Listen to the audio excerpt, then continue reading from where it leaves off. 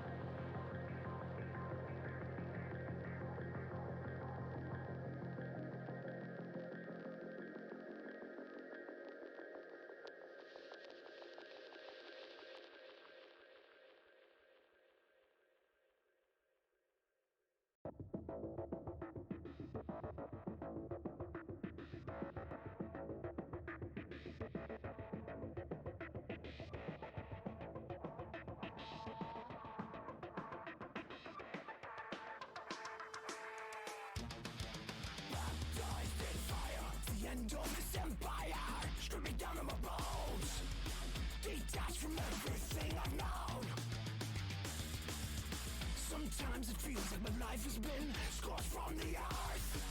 Like the unconceivability, the trivial is burned away. The sacred is calling from the flames. Towards the dross away. And I know I'll never be the same. I'll never be the same. Converging, submerging beneath the burning waves. Purification, consecration, refining, purifying. I'll never be the same. Regeneration, baptized in fire. In flames, in pain, the sacred and profane, separated in the belly of a fire. Detached from every raw desire. Sometimes it feels like my life has been made for rebirth.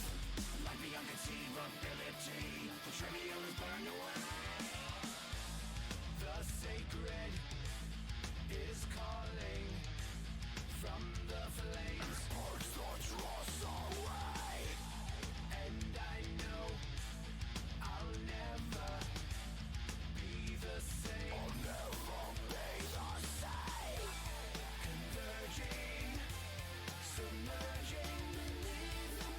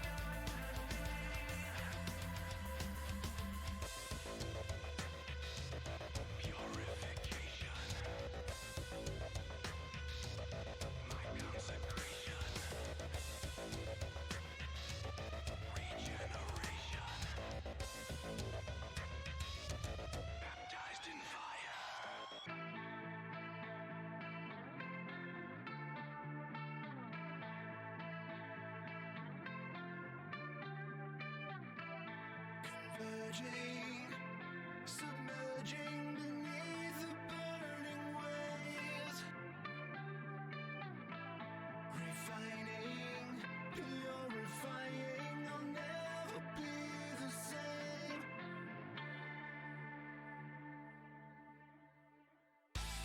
Converging, submerging beneath the burning waves, purification, consecration, refining, purifying, I'll never be the same. Regeneration, baptized in fire.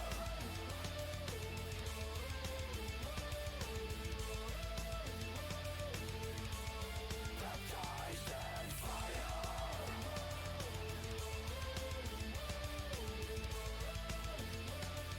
Purification, consecration, I'll never be the same. Baptized in fire. Fire, regeneration, consecration, baptized in fire.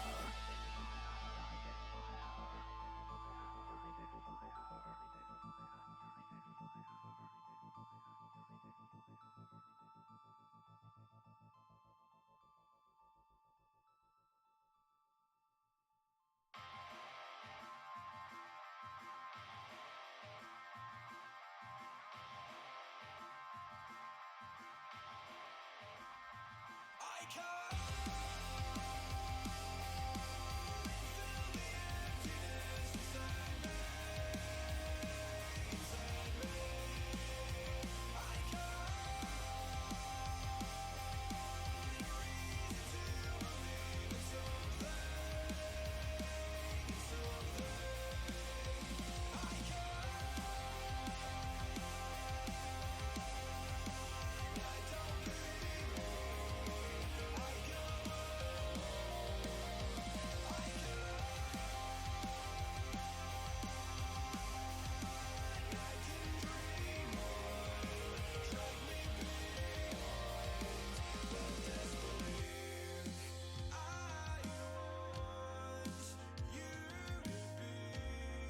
only one.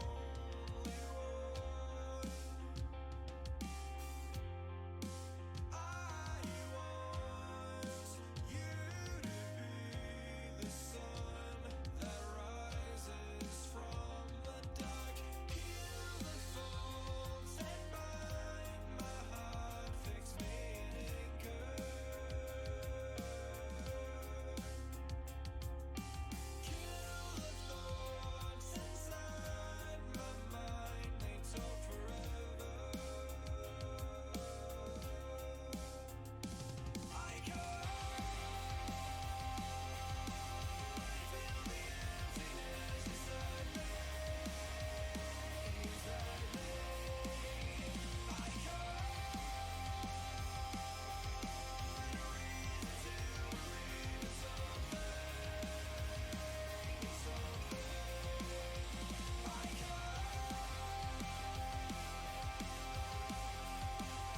don't belong. I go, I can't, I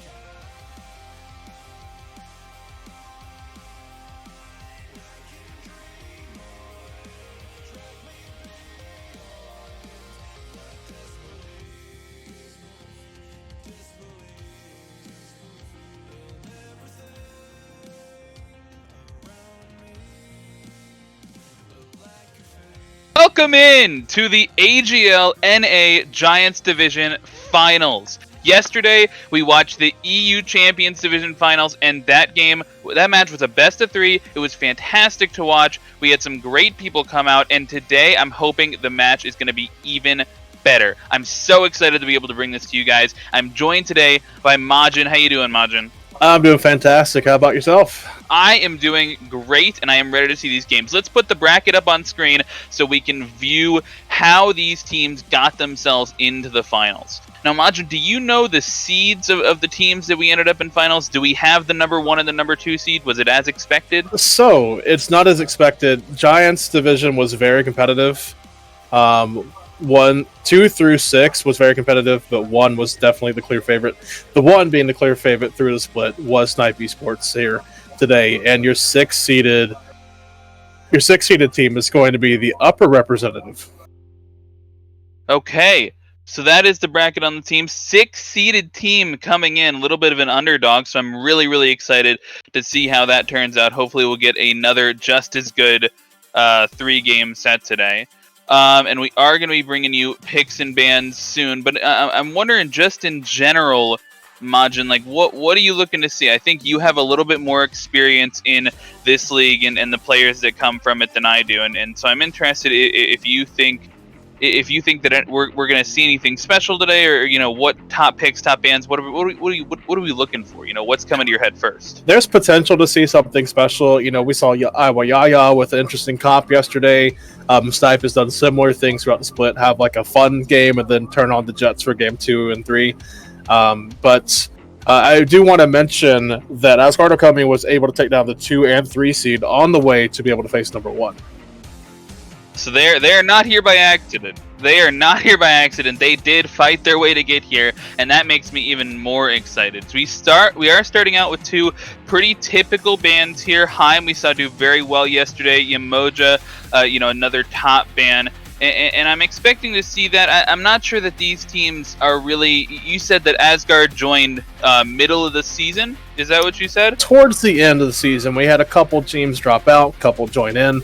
They joined in during week 6, and how we did is they just took over what team was dropping and took their points over in that situation. And they just, not through their own play did they earn 6, but I don't think they lost a set in those 2 weeks they were in the normal split. And so something key I want to take away from that is the fact that these 2 teams probably don't have that much experience against each other that a normal team would who played through the entire league. And so I'm not sure, that we might get a meta that develops through this 3-game set here. But as for the first game, I think we're looking towards pretty typical bans, and that's all 3 bans, Yamoja, Bats, and Afro coming out, and then Heim, Helen. We'll see what Asgard bans as their last pick, but I expect something like a heavy jungler. Thor does come out, and so we'll see what they prioritize first pick. Is there anything? What's still up? Remind me. There are a lot of things up. Nike is available, which looks like that's going to be first pick here. You also had things like Merlin, who's always been a good and staple throughout the splits. Hoyu's also been strong as well. But there's a lot of options that are also strong outside of those. So let's see what happens after this Nike's picked up. It's a very good point. We don't see King Arthur prioritized here at all, which is interesting. We saw him prioritized in all 3 games yesterday during the finals, and so I'm surprised to not see him picked or banned here early. But we do see a Rama come out, which wasn't prioritized yesterday at all. So a little bit of difference between the NA division meta and the EU Champions League meta. But Rama Terra, do you think there's been a lot of talk about Rama coming up with his recent buffs lately? And one of the things I want to ask you is, do you think the Rama Terra dual lane, is Rama good enough to be able to offset Terra's poor early laning phase? I do think while his clear is a lot better than he used to be, it looks like you're going to be going into a Ganesh and looks like a Hoyu as well. So I wouldn't think so. Going up against this combination, Ganesh, of course, able to silence Terra out of her dash that she desperately needs to set up the rest of her kit. And with Ganesh's Turn of Fate allowing some extra power for Hoyu's Ricochet to come through, I'm not sure that Terra and Rama are going to be able to contest many waves pre-level 3 or 4. Really good point there. Ganesh does have a pretty good matchup into the Terra, and we do see a 3rd pick Raijin coming out from Asgard, a very prioritized mage here. But there are still a lot of mages open. Mages have been one of those classes over the past several months that have been, you look at 5 or 6 or 7 top mages, and it's really hard to ban, all the OP mages in the game right now. But, we have Afro banned, we have Hell banned, Merlin is now banned, Raijin has been picked. What are we looking for? What are you looking for from Snipe to maybe, finish off that mid lane role? Assuming that, they probably have a Nike in jungle. Is there anything that pairs especially well with that you're looking for them to get? could look at a Poseidon because you're looking at a lot of AoE with the Nike as well as the Ganesh locking down a single area. Hou-Yi, even his ultimate on top of that. And they could look to add to that ambiguity they already have. You're mentioning other mages as well that are available. Discordia and mentioning the Poseidon is actually banned away, so that's very smart by Okami there, in my opinion. So Discordia. Yesterday we saw Nuwa and Morgan played in the same game, and they have been strong pretty recently as well, as Morgan, for the most part, has been banned due to spectator issues that she provided for most of the season. That is true. Morgan being, allowed here. Do you know if Persephone was allowed in these games? She is auto banned. Still has a bug that the same thing that happened at Worlds, where she was really messing with spectator and in-game situations. So we just kept her at auto ban. Okay, I'm glad I asked. I just wanted to make sure, because I would be surprised if we made it this far and we had not seen her yet. But we do see 2 mage bans. That's sort of expected. Like you said, Discordia, Morgan, still some solid options. But we see Asgard go for Jormungandr, likely going to be their solo lane pick. So they're saving their jungle pick to counter engage and be able to possibly chase down this mid pick that Snipe picks, which is going to be the Agni, picking a relatively safe, long range jungler. And then the Nemesis. Nemesis is a pick that I haven't seen in forever. How do you think it fits into this comp? So she's gotten 2 small buffs recently. Her Slice and Dice is now back to original values of 50 flat, and then in the middle, if you hit it, it's 100. So her early clear is a little bit better than it used to be. Plus, Golden Blade is now back in the meta with its buff and whatnot. Agni, with the comp, it just makes sense, just like Poseidon. More AoE control, more lockdown, and with the Nike in the long lane into Jormungandr, I think that's why we see a different jungle pick, is because Nike is not going to really be phased by Jormungandr. Neither of these two are really ever going to die, so I don't see why you wouldn't pick Nemesis when she can just chase down your late game hunter with the shield, and early game maybe help take care of this Raijin who likes to stand in place in the Taiko drums. That's a very good point. And we do see the final pick from Asgard coming out. It's going to be the Bakasura. And Bakasura is, more of a heavy dive, heavy commit. Maybe not heavy dive, heavy commit jungler, right? I mean, he puts the ult on the ground, and he's going in no matter what. And so the reason I love that with their comp, right? Bakasura is a commit. You have Yorm committing to the backline. You have Rama that can play from range, who has his own safety. Raijin can play from range as well. I think it's a really, really good team fighting comp from Asgard. But Snipe's comp is full of heavy meta gods as well. And I'm just final word. I'm wondering who you're favoring going into this game. I do love that Snipe can lock down anybody just about any given time, but I kind of like Asgard's team better. You have the Astral Brush for Rama that can help set up Bakasura when he's looking to engage 1v1 in these different team fights, taking somebody to the side. You have, like you mentioned, the Jormungandr can dive in. You have the Raijin who can self-peel, Rama self-peel a little bit. And then there's Terra. The late game on AsgardOkami, I think, is better than Snipe, so past 25 minutes, I'm curious how Snipe's going to handle that.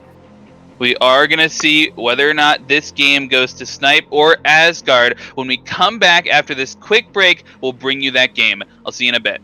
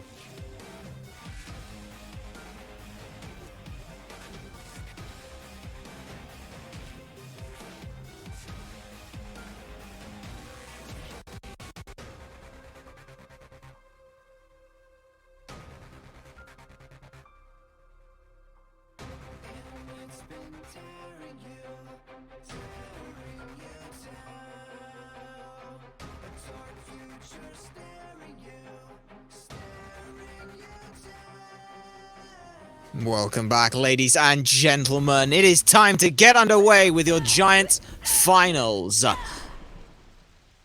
Actually, never mind. Do excuse us, ladies and gentlemen. We have a slight technical difficulties. We'll be back in just a moment. Don't worry. It's all good.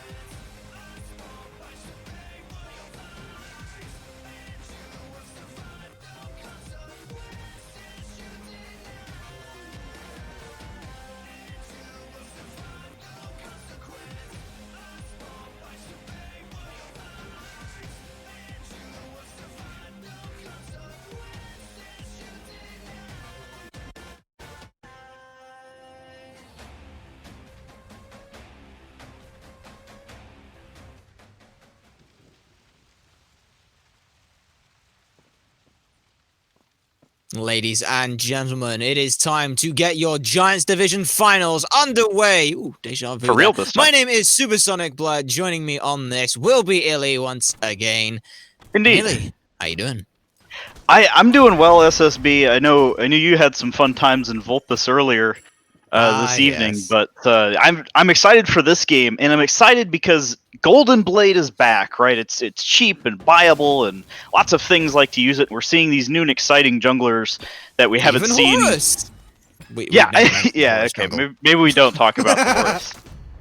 But I mean, it's bringing these characters back to the meta we haven't seen forever. Bakasura is a good example of that. He's starting the Golden Blade, and I would think that Nemesis would want it too, but she's actually opted for the Mace, going in different direction instead of the Golden Blade idea.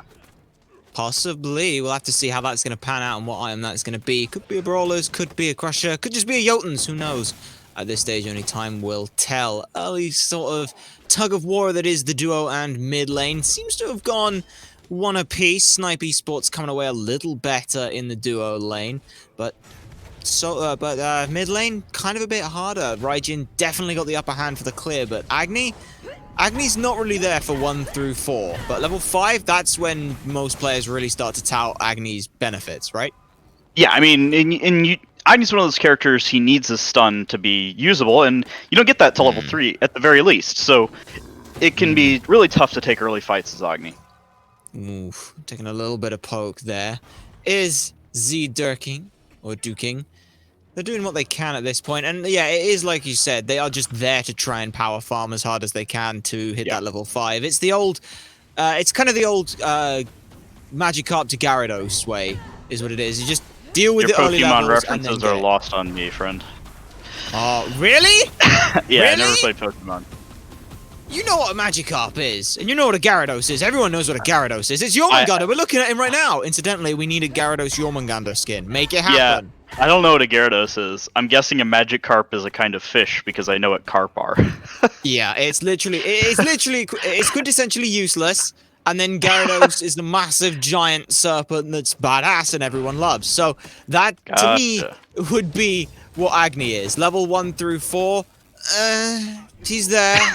He hits as hard as the wet fish, so it's apt. But then level 5, you get that rain fire online, and boom, everything's. No, I mean, cheap. Agni Ultimate has always been good, and we talk a lot about how Agni is the quintessential balanced mage. You know, he's just kind of middle of the tier at all times. But it's true. I mean, that's why so many people say it. That's why SPL casters are saying it. That's why I'm saying it. Agni is just a good character. 7 times. That's a big fun number, little impact. by the way. That is a big number. 7 times proccing Soul Reaver. It's amazing.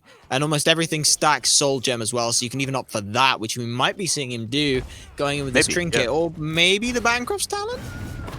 I could see either direction. Bancroft's, of course, was the usual pick earlier on when Agni was an aggressive mage. But that item's seen some change. So maybe I could even see Pythags here. It's not necessarily bad. Yeah. There's a lot of potential options, and again, much like the Mace for Nemesis, we'll have to see where that's going to head out. Golden Blade, though, has been finished by Sauvage, so expect a lot of high clear on those camps right now. Golden Blade is so good, and it's so cheap. Yeah, I mean, and that's what makes it good, right? It's really cheap. The stats aren't terrible, and it gives you movement speed and helps you clear really, really quickly on a character that has pretty low clear as is. So there's really nothing to be lost by picking it up on this kind of character like a Bakasura. Not to mention as well, correct me if I'm wrong, but I believe that the Assassin's Blessing passive double dips for Golden Blade, so you can be hitting one minion, you can be hitting like the big minion, and you'll hit for more damage on the outside with the Golden Blade than you would if you hit it with a normal basic attack. It's ridiculous. That's pretty cool. It'd be interesting. I mean, yeah, I mean, it's doing a lot of damage, so I mean, actually, fight's going on over here. Rama's actually sniping out. Alpha's pretty low, but the good silence from Ganesh will keep him alive for now. Is he going to be able to make it away? They are. Alpha just about makes it out of there, so they don't meet their Omega, but Crazy Dolphin just couldn't quite find the snipes. It was a nice little look there to see it, but unfortunately, just not on point yet. But I don't necessarily think that's too problematic. It's both hunters using their ults. I don't think anyone else invested anything either. Beats are still up, so kind of a bit of a man fight that got a little out of hand. What's curious to me is Deuce Dynasty, doesn't look like they hogged the first purple buff, but they didn't hog the second one. I'm wondering what they're going to wait and use that one for. You can always just save a hog for an invade. I think, who was it? I think in the Roll Q podcast that Aggro is hosting, one of the supports, I want to say it was Bobby, talked about how you can just save it and use it later. Mid lane. Good nice stun comes out, keeping the Rose alive. Rotation. Very nice work. Now we're going to see the rotation from Nike make their way over. Out comes the Earthen Fury. There's a good bit of damage. Tycho Drums pull them back in. The Sentinel of Zeus and the Shell will survive. Dharmic Pillars pens in 1. They're not going to be forced out of there, so we'll survive for another day. Agni's trying to get a little bit more damage, but can't quite find it. And actually, we might see a bit more of a turnaround. Raijin dives in with one more basic attack, but can't find it. Just unfortunate on that. But again, very nice to see is this volatile mid. But yeah, like you said, it's 6 minutes in. We haven't seen a kill, but it's not as if we haven't seen an attempt for one yet. Might see a kill here, though, as the proxy farm is ambitious, to say the least. First blood on the line. He'll be fine. Lina looking for him. He'll be fine. He can juke this fairly effectively. And now, though, you talk about what it might still be on the line. Yeah, it is. Lionel's not going to be able to get that kill. Out comes the Divine Retribution. Big bit of damage going their way. They're level 7 versus level 8. Is he out? Some support, so be careful, Rose. He's out. Raijin's looking for it. He's one more shot. The silence comes through. What a hero. He got him. No, did Minions Must get it? have been a Raiju tick. Minions got it! Minions killed the tower and then killed Rose! Oh no! All You of that hate to hype see for it. First Blood, and it's Minion 34 that steals the day. You know what I mean? There he is, right there. And then he No, died. retreat! Oh. To be The fair, though, that hero. was a smart idea. It gets him back to base quicker, and he was going to get ganked anyway, so... Sure. Talk about Talking about that, man another fights, fight. though, Yeah. little Another Hunter one going on, 1v1 and action. Crazy Dolphin, I feel like they're the one who's being reactionary to Alpha, just because He's I got a don't lead, see though. the reason... He does have the lead, and it is kind of, to me, on the whole Yi to try and assert some dominance in this lane. If he just lets Rom get to the later stage of the game, he's not going to be able to out-trade him, nor is he going to necessarily be able to outbox I mean, or output the same speed of DPS. You say that, but Hui's anti-crit passive could be really influential. Crit builds are in right also now, so to untouched. speak. So, haha, that's the name of his passive, by the way, in case anybody It's in also here the name isn't. of an ex-player. Yeah. Anyway, basically, what I'm saying, Rom does have the advantage, but if he goes a crit build to try to deal with the other characters on Snipe eSports team, which is possible, he might then find it harder to box the Hou, and Hou Very true. never count him out in a 1v1 because he can turn up and just one-shot you. Yeah, the ricochet spots. There are infinite number of ricochet spots on this map, and I don't even know any of them at this point, but a little bit more of aggression. World Serpent's forced again. We'll see the rest of their team, and instead of going back to the lane, we'll opt instead to head towards mid lane. I love this call, but Divine Retribution comes out from Nem, looking to try and find it. They've been penned in. They're getting low. Silence comes through. Durking finds the kill, and that's all good, and there's no real turn around for a follow-up. Terra's Blessing was used, just too little too late, and it seems to be the case that Snipe just want to, you know, pick off the old snack boy. They've put so much pressure in the solo lane on Lina, and although Troller is rotated more, pressuring out the Yorm early when he can die because he gets exploded late game as well is really good, because Yorm's mid game has always been his most terrifying point next to like his level 1. Very true. They have now teleported back in, and it will clear out the wave, but it's going to be a good proxy farm. And look at this bait. They've got members hiding around in the buff, but mid lane, see a Hunter rotation, force the Tycho drums, and it kind of feels like that's what Sunbreaker has been all about, is just force ults. Now, though, seeing those 3 members and no Yorm ult, that's going to be a problem for him. We'll get silenced, but that doesn't stop the channel of potential for it. Baka's here, looking to try and clean this one up. Won't quite be able to do so. Turn of Fate bestows the kill on for the jungler. Now, though, Hasten Katana's online. He's got more movement speed. Shell, too little too late. And meanwhile, the rest of Bakasora's team, they're just doing Gold Fury. What a rotation, as actually one more kill will be claimed. My maybe God. 2 more, as No. Rosé is still in trouble. Salvage really turning up here, gets a couple of kills for his team and sets up a strong rotation. It was a huge my little nemesis. 3-man committal on the... Oh, he's actually going to keep going for it. I gotta stop talking about what did happen, because Rosé's gone. He's dead! He gets the kill! Jimpov baits in his team with the Dharmic Pillars, and now this Bakasura is just running amok through the jungle. No one can really fight into him. Look at this! Oof, nice bit of damage, but should be okay. Those extra protections from meat minions. This is why you eat a hearty meal, ladies and gentlemen, because it means you survive burning. Boy, that whole thing started with a huge 3-man rotation to a blue buff, and another rotation by Alpha to the mid lane to cover what was being lost by Duking while he was making the rotation to blue. Unfortunately, it was all just a little bit too laid out, and Asgard notices it and capitalizes on it well. Yeah, not only that as well, but it was a strange situation of Savage has the absolute perfect situation for a Bakasura. Here's 3 enemies, about half health, that don't have any of their kit up. Go ham. Yeah. Go absolute ham, egg, and cheese on those fools. You see another rotation. I doubt this will result in a kill. Nike is notoriously hard to kill with an ultimate available. But you know, there's a Raijin here too. There's the ult force. Takedown will go over the wall, and now Terra's over here as well.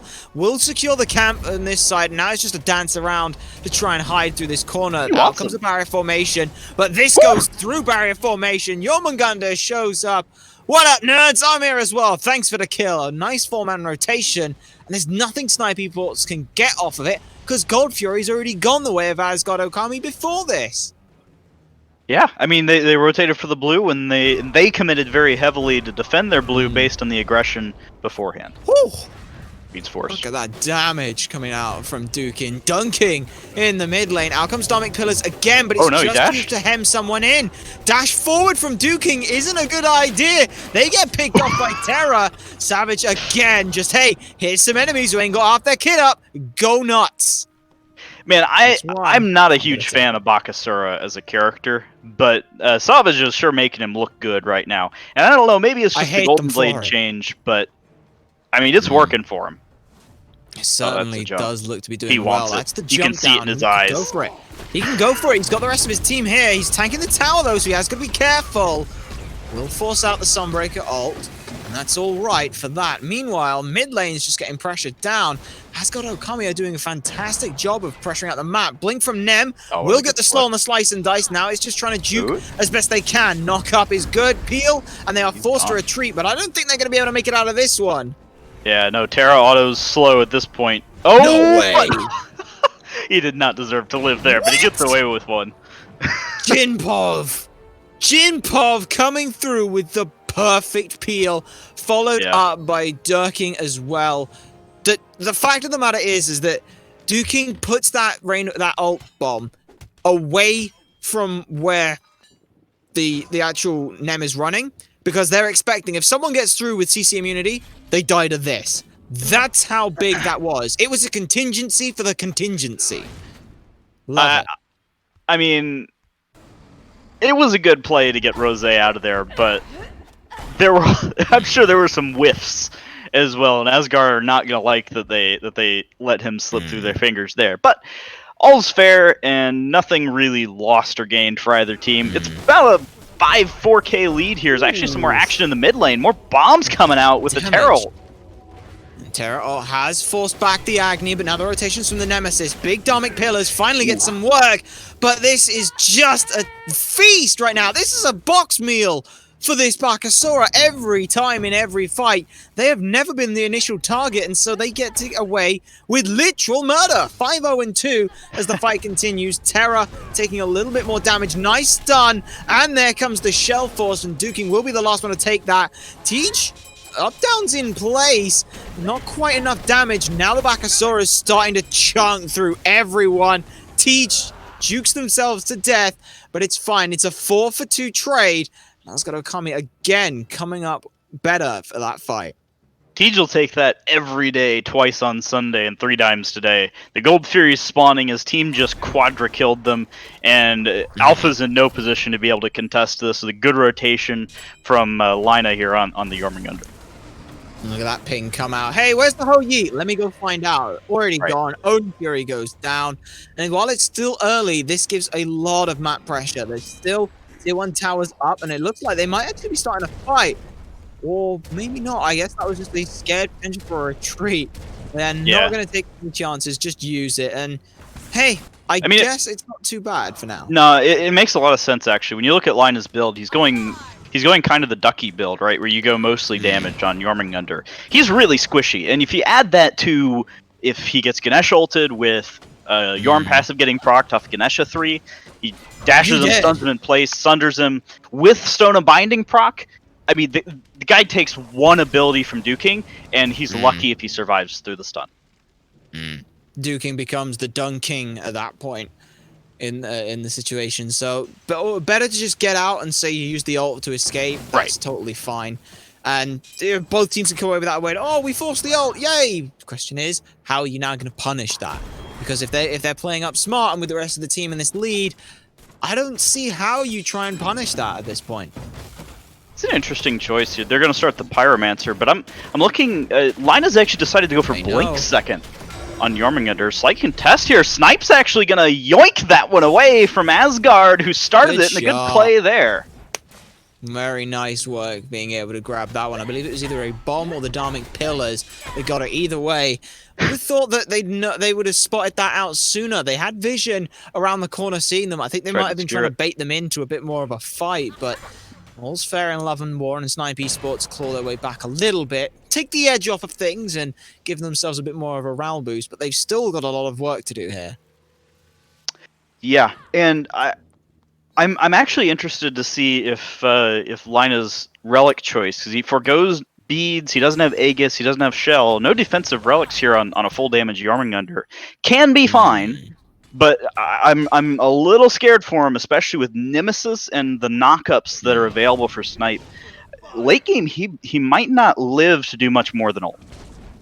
Very true, and that could be a particularly scary thing. Though I guess for the Rose idea is, well, if you've got a tank killer, just don't have a tank.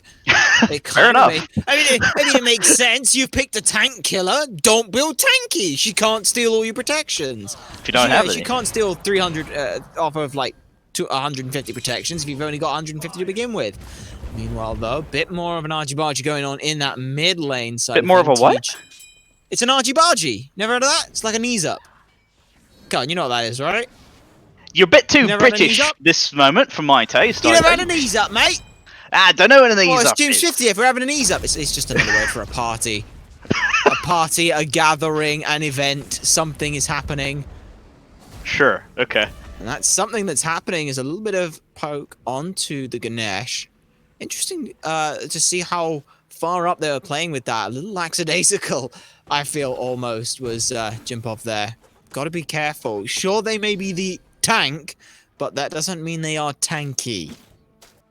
So you're telling me that if Men in Black was British, the line would have been, "We're not hosting an international ease up here." Knees up. Oh, Yeah, knees up. Yeah, it's a knees up. It's a knees up. Do you often put your knees up at a party? I mean, sure. Don't look. I didn't make the slang. That's fair. That's fair. I can't make fun of it. It's not your pun. It's just. It's not a pun. It's There's just no British pun culture. about it. I'm just really hung up on it. Yeah, you know, I could tell. I know what it was, but I could tell. Yeah, something gave it away. Want to bring it back around for a sec? We Sure. They Yeah, have picked up the Golden Blade, and they've picked up a Crusher here. I'm kind of confused. This build seems a little bit all over the place for me. I mean, I think the build's fine. It's just a little strange, the ordering. I would have gone Golden Blade probably before the Crusher, but I mean, I don't play Nemesis. I don't play Bakasura. I'm sure he's got a reason for how he's building. I mean, I do know that Nem had the option to pen through almost all the HP, all the protections of a target back in the older days of Executioner, but Ram forced into the ult, will just pop one, and then it's Beats forced from the whole Yi. Blink through from the Bakasura was nice. Diamond Killer is used to try and deal with the cut off the rest of the team. They're going to go over the top of it. Agni forced away. A nice look. Then Fury has been popped, or has not been, or has been popped, yes. So that's now down for this. And this is a strange fight all over what looks to be just this Primal Fury. World Serpent has come out, and Bakasura is trying to just get back to the rest of the team for a little bit more security. Teach finds duking under the tier 2 tower with a nice bit of a dive potential there, and they're going to keep running this one down. Meanwhile, though, Crazy Dolphin was left high and dry to 2v1. Crazy Dolphin starts off that fight by saying, "Team, help me, they're fighting me." And the team says, "Okay, sure, we'll help you." And then by the time they're behind the enemy tier 2 tower, Crazy Dolphin is probably slightly annoyed because nobody stayed with him the whole time. Trollaire just sits on him, doesn't even have the thorns, just Nikes all over him. Yeah, a very unfortunate situation. And I was rather concerned as to what they were looking for with that engagement. I thought it would have been this Primal Fury, but no, it's Sniper now the ones who are going to take this one away. They found themselves a nice little window, and Asgard don't seem to be noticing this at all. They're going to sneak that one away, and there was one ping towards the Fire Giant, but AsgardOkami weren't even looking at that. It's tough, right? Because your ADC gets picked, and all of a sudden doing gold is a lot scarier. You do have a Bakasura, so maybe they could have done it anyway. But for whatever reason, maybe relics on key members were down. Asgard didn't feel like they could stick around any longer to fight the gold fight. So Snipe recognized it, realized that they're in the right jungle, and steal that one away.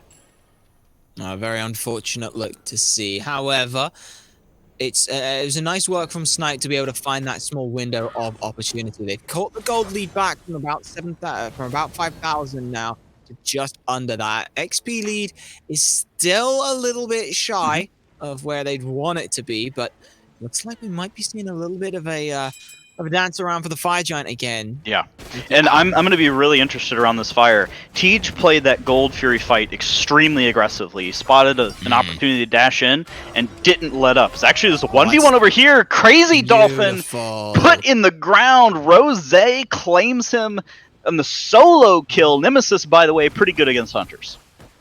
Definitely a lot of fun. This is a goddess who loves the 1v1 potential, but now around the Fire Giant again.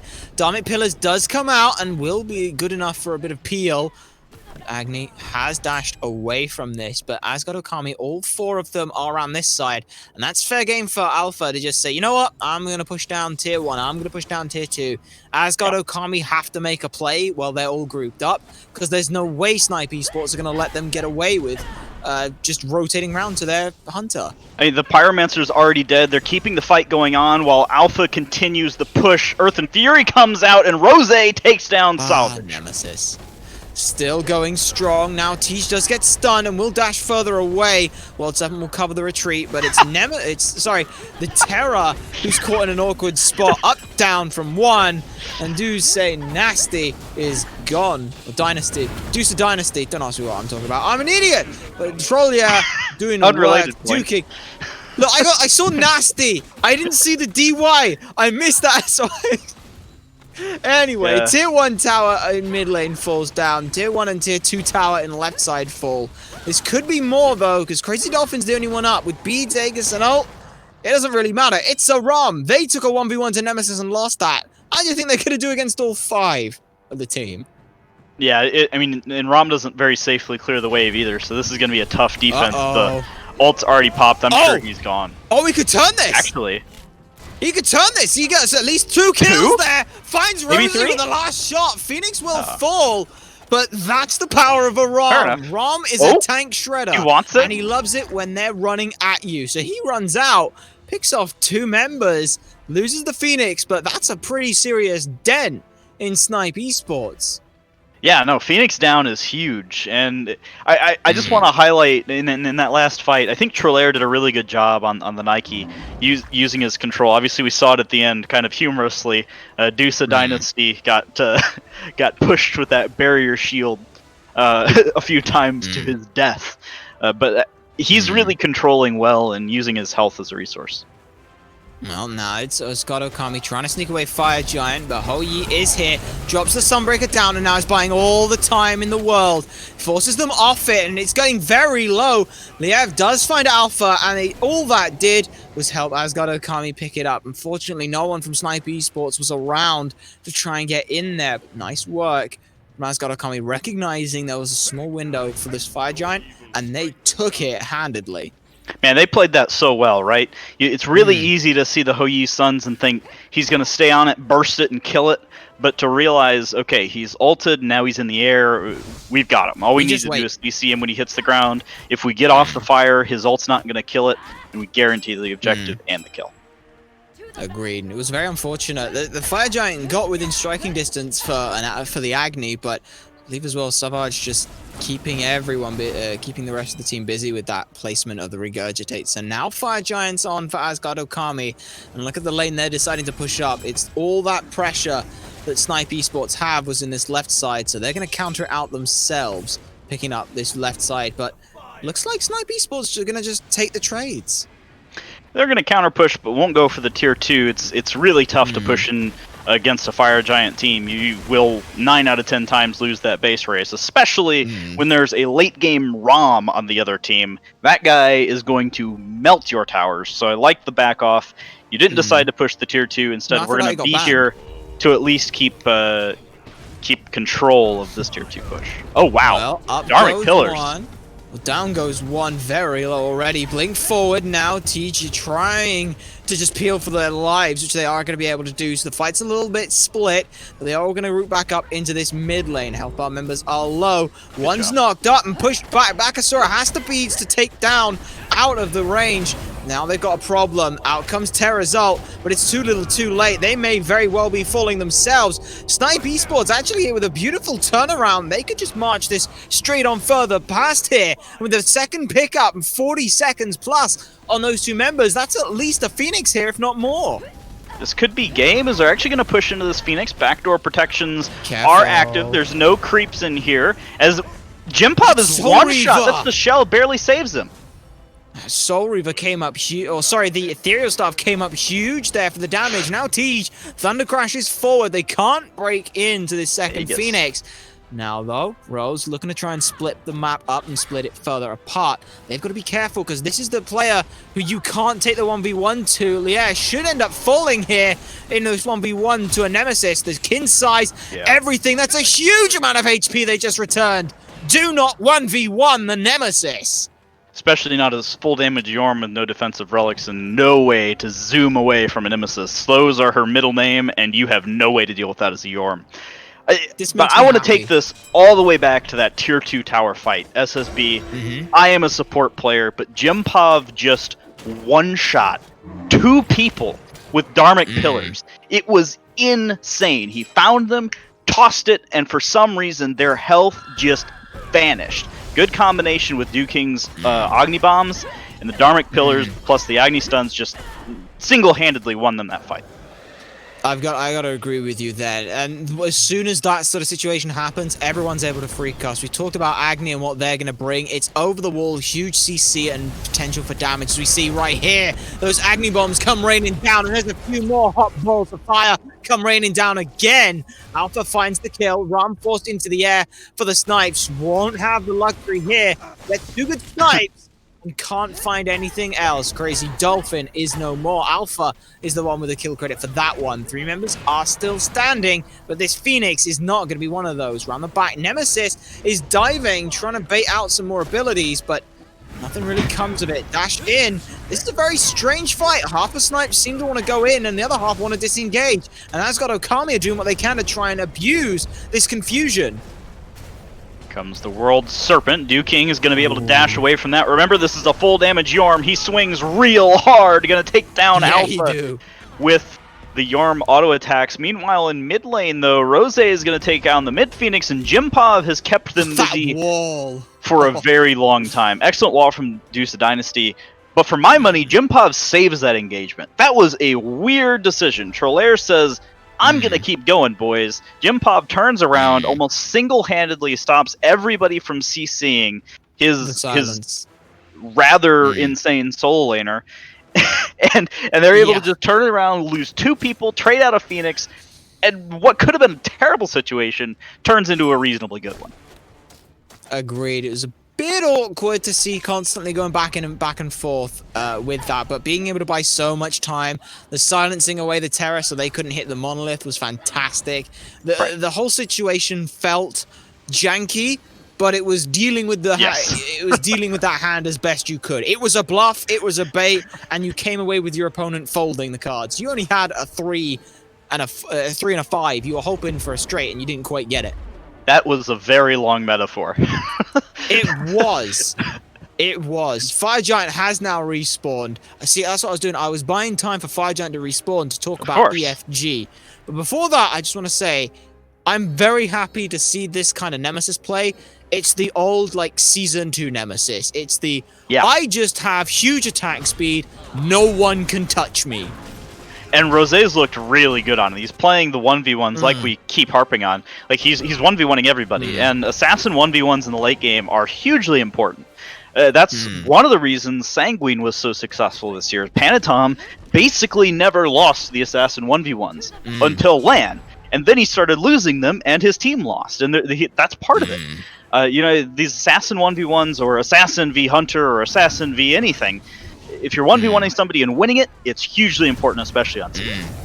And we've seen the same thing happen with Sam for Soccer as this engagement starts up. Terra's Blessings, Shatter pushes everyone further back, and AsgardOkami know that they've got a reasonable hold here, but while they may be able to hold a decent siege, they have got fire minions exerting some pressure in the mid lane and in the solo lane the duo lane as well.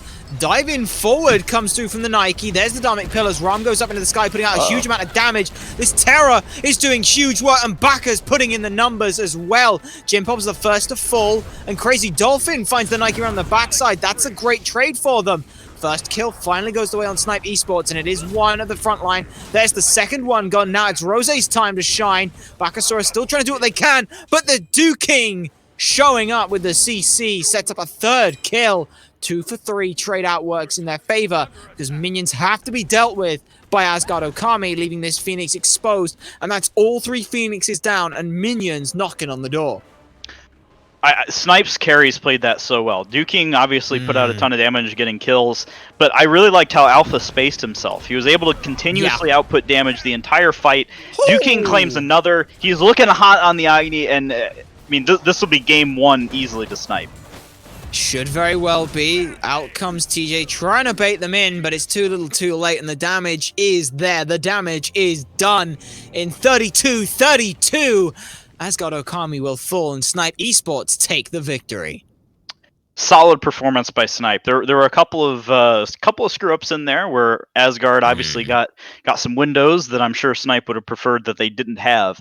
But this is a good look for game 2, and I think Asgard certainly does have the tools to take down Snipe. I gotta agree with you there. The big thing for me that I'm seeing is the cohesion with how they're working it. It's not when I say cohesion, it's not, they're all in the same place at the same time. No, they are around the same area. You mentioned in that last fight how not everyone is being hit at the same time. They're spacing themselves out really well with these carries. There's a reason that in that last fight, Snipe eSports lost their 2 frontline because they were the only 2 who could be hit by anything from AsgardOkami. Yeah, and even though Trolaire dies, he spends a lot of time with Crazy Dolphin and Tej in the backline, keeping them busy. And Salvage, even though he's doing a lot of damage, doesn't manage to delete both backliners. So, I mean, I think Salvage on this Baka looked very good. Honestly, I think Asgard's team comp looked pretty good, and I'd like to see them run those characters back. But Snipe is playing so well as a unit right now. It's going to be hard to beat him. Agreed. And before we get into game 2, ladies and gentlemen, we're going to throw it back over to the desk to break this one down a little more. So guys in the desk, this one's all yours. Thank you so much, Supersonic Blair and Illy, for that cast. And I couldn't agree more with their analysis. I mean, Asgard had the early game. You know, up and down. I could have turned this game off at 15 minutes, and I would have felt confident that Asgard was going to win this. They had like a 6K gold lead. Baka started off 5-0. 3 levels up, and we get to the late game, and Snipe just out-team fought them in almost every situation. I mean, what did you think? Absolutely. The first 10 minutes was just kind of, like let's feel each other out and see what happens, and then suddenly, just after that 10-minute mark, Baka just is able to find 3 kills in a row, all beside the duo lane, or not the solo lane, and into that jungle, and could have found a 4th onto Agni if he stuck around, but didn't have any mana, couldn't guarantee his safety. But after that, they got a Gold Fury, and well, lo and behold, 5K gold lead. And like you said, man, turn the stream off. I'm gonna come back in like 5 minutes, and I'm gonna see a 10K lead, and wouldn't you know it, it started turning around, and it was just a lot of back and forth after that. Yeah, Snipe definitely pulled out the fact, and that it really showed me that their communication and their mentality as a team was there, and was it wasn't falling apart after that early game lead. I mean, Nemesis being 3 levels down managed to come out and do the second most player damage on her team. 7 and 4 still do fantastic after a really struggling early game. Ziduki playing his pocket pick Agni from range very, very well in these late game team fights, but they were able to stem the bleeding, take it slow, play their roles, right? Which is exactly what Illy was saying on the desk, and I love that, right? The tanks die in the last team fight, but that's okay. They're playing their role. They're doing exactly what the team needs them to do, and I need Asgard in this game too to recognize that and actually try and play around it. And me and you were talking about this Nemesis pick a little bit as the game was progressing, and you didn't like the pick, and I didn't really necessarily like it either. But we then talked about the Terra and how she can still, if she gets her ult off, it doesn't matter if you pick her off with Nemesis and shredding her down. Those ults are still going off, and I didn't really have to see those situations happen, but we talked about the gold lead once again. 3 of the 4 objectives in this game were taken by AsgardOkami. So it just goes to show you how Snipe was able to step up in the middle to late part of the game and group up and take. I think it was the duocide Phoenix down a couple different times, and the second time they were able to get the mid as well at the same time. And I think that's really what stamped it. Yep, I couldn't agree more. We are going to go over to a quick break as we see if Asgard can regroup for game 2 and try and bring this back. We'll come back to you with picks and bans in just a bit.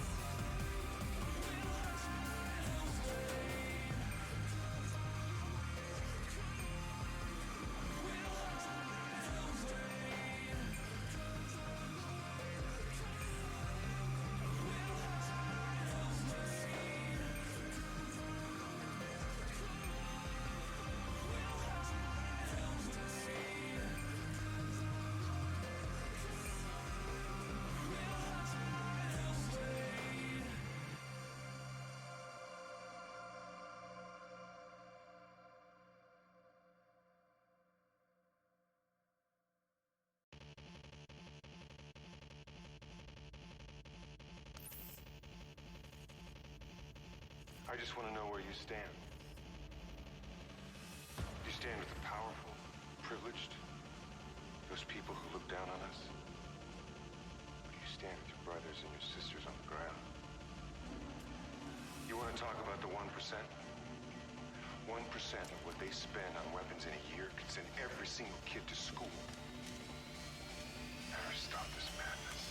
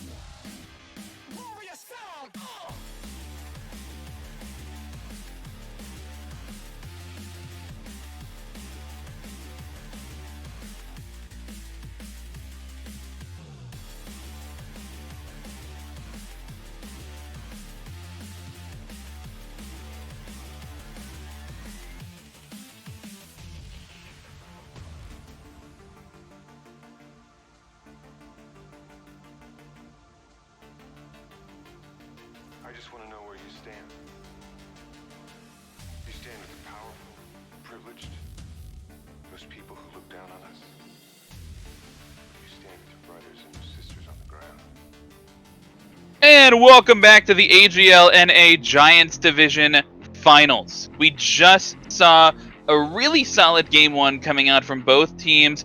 Asgard coming out with a really solid early game, just not able to close it out and allowed Snipe to team fight their way back in and take it in a solid 32 minutes, and we're going to see how Asgard shapes their picks and ban shapes their draft to try and come out and hopefully take this game 2, push it to a game 3. We saw game 3 yesterday in the finals. I want to see a game 3 again, and I think you share that sentiment, Martin.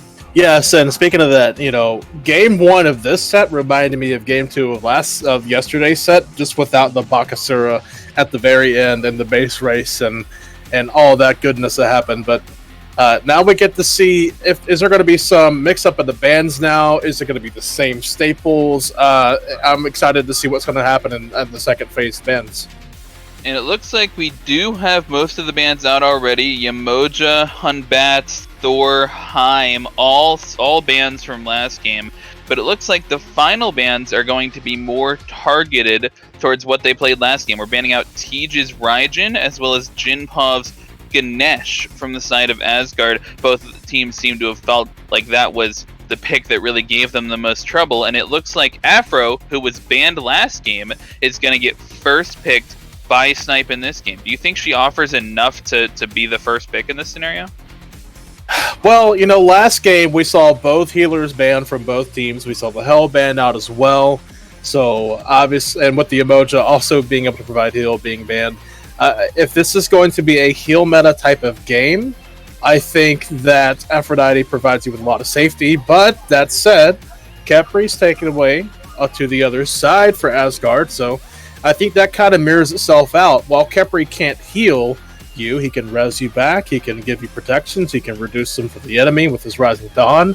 So I'm interested to see if they're going to look at maybe getting the Hell as well and have a heal battle in mid lane. Yeah, we do see the Kepri and the Jingwei coming out from the Asgard. That's the second game in a row that they've picked their duo lane right off the bat, top 2 picks.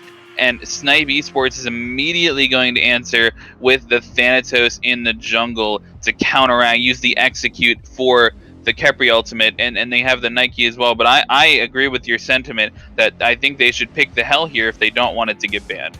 And if they're banning the Hell, I would expect Tej to be able to play it, but Hell's not one of those mages, in my opinion, that you can just pick up and play at this level. I mean, generally, if you're not using your mana consumption early, if you're not really focusing on something like that, you can get shut down early, and it goes to show maybe he's not comfortable with it because he chooses the Ra.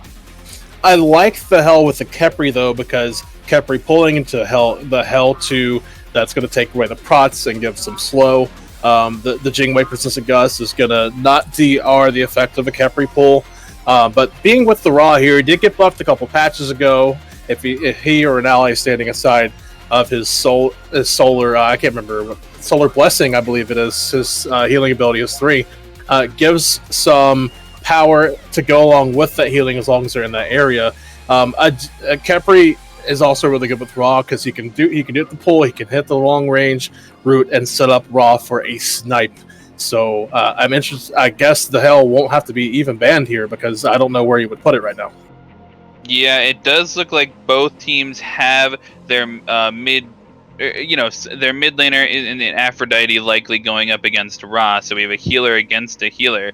But I'm worried about how this Ra is going to fare against the Thanatos. Thanatos known to be sort of an early game jungler, applying that pressure, and mid lane is where he's going to be applying it this game because he can't apply it to Jingwei, one of the safest hunter in the game.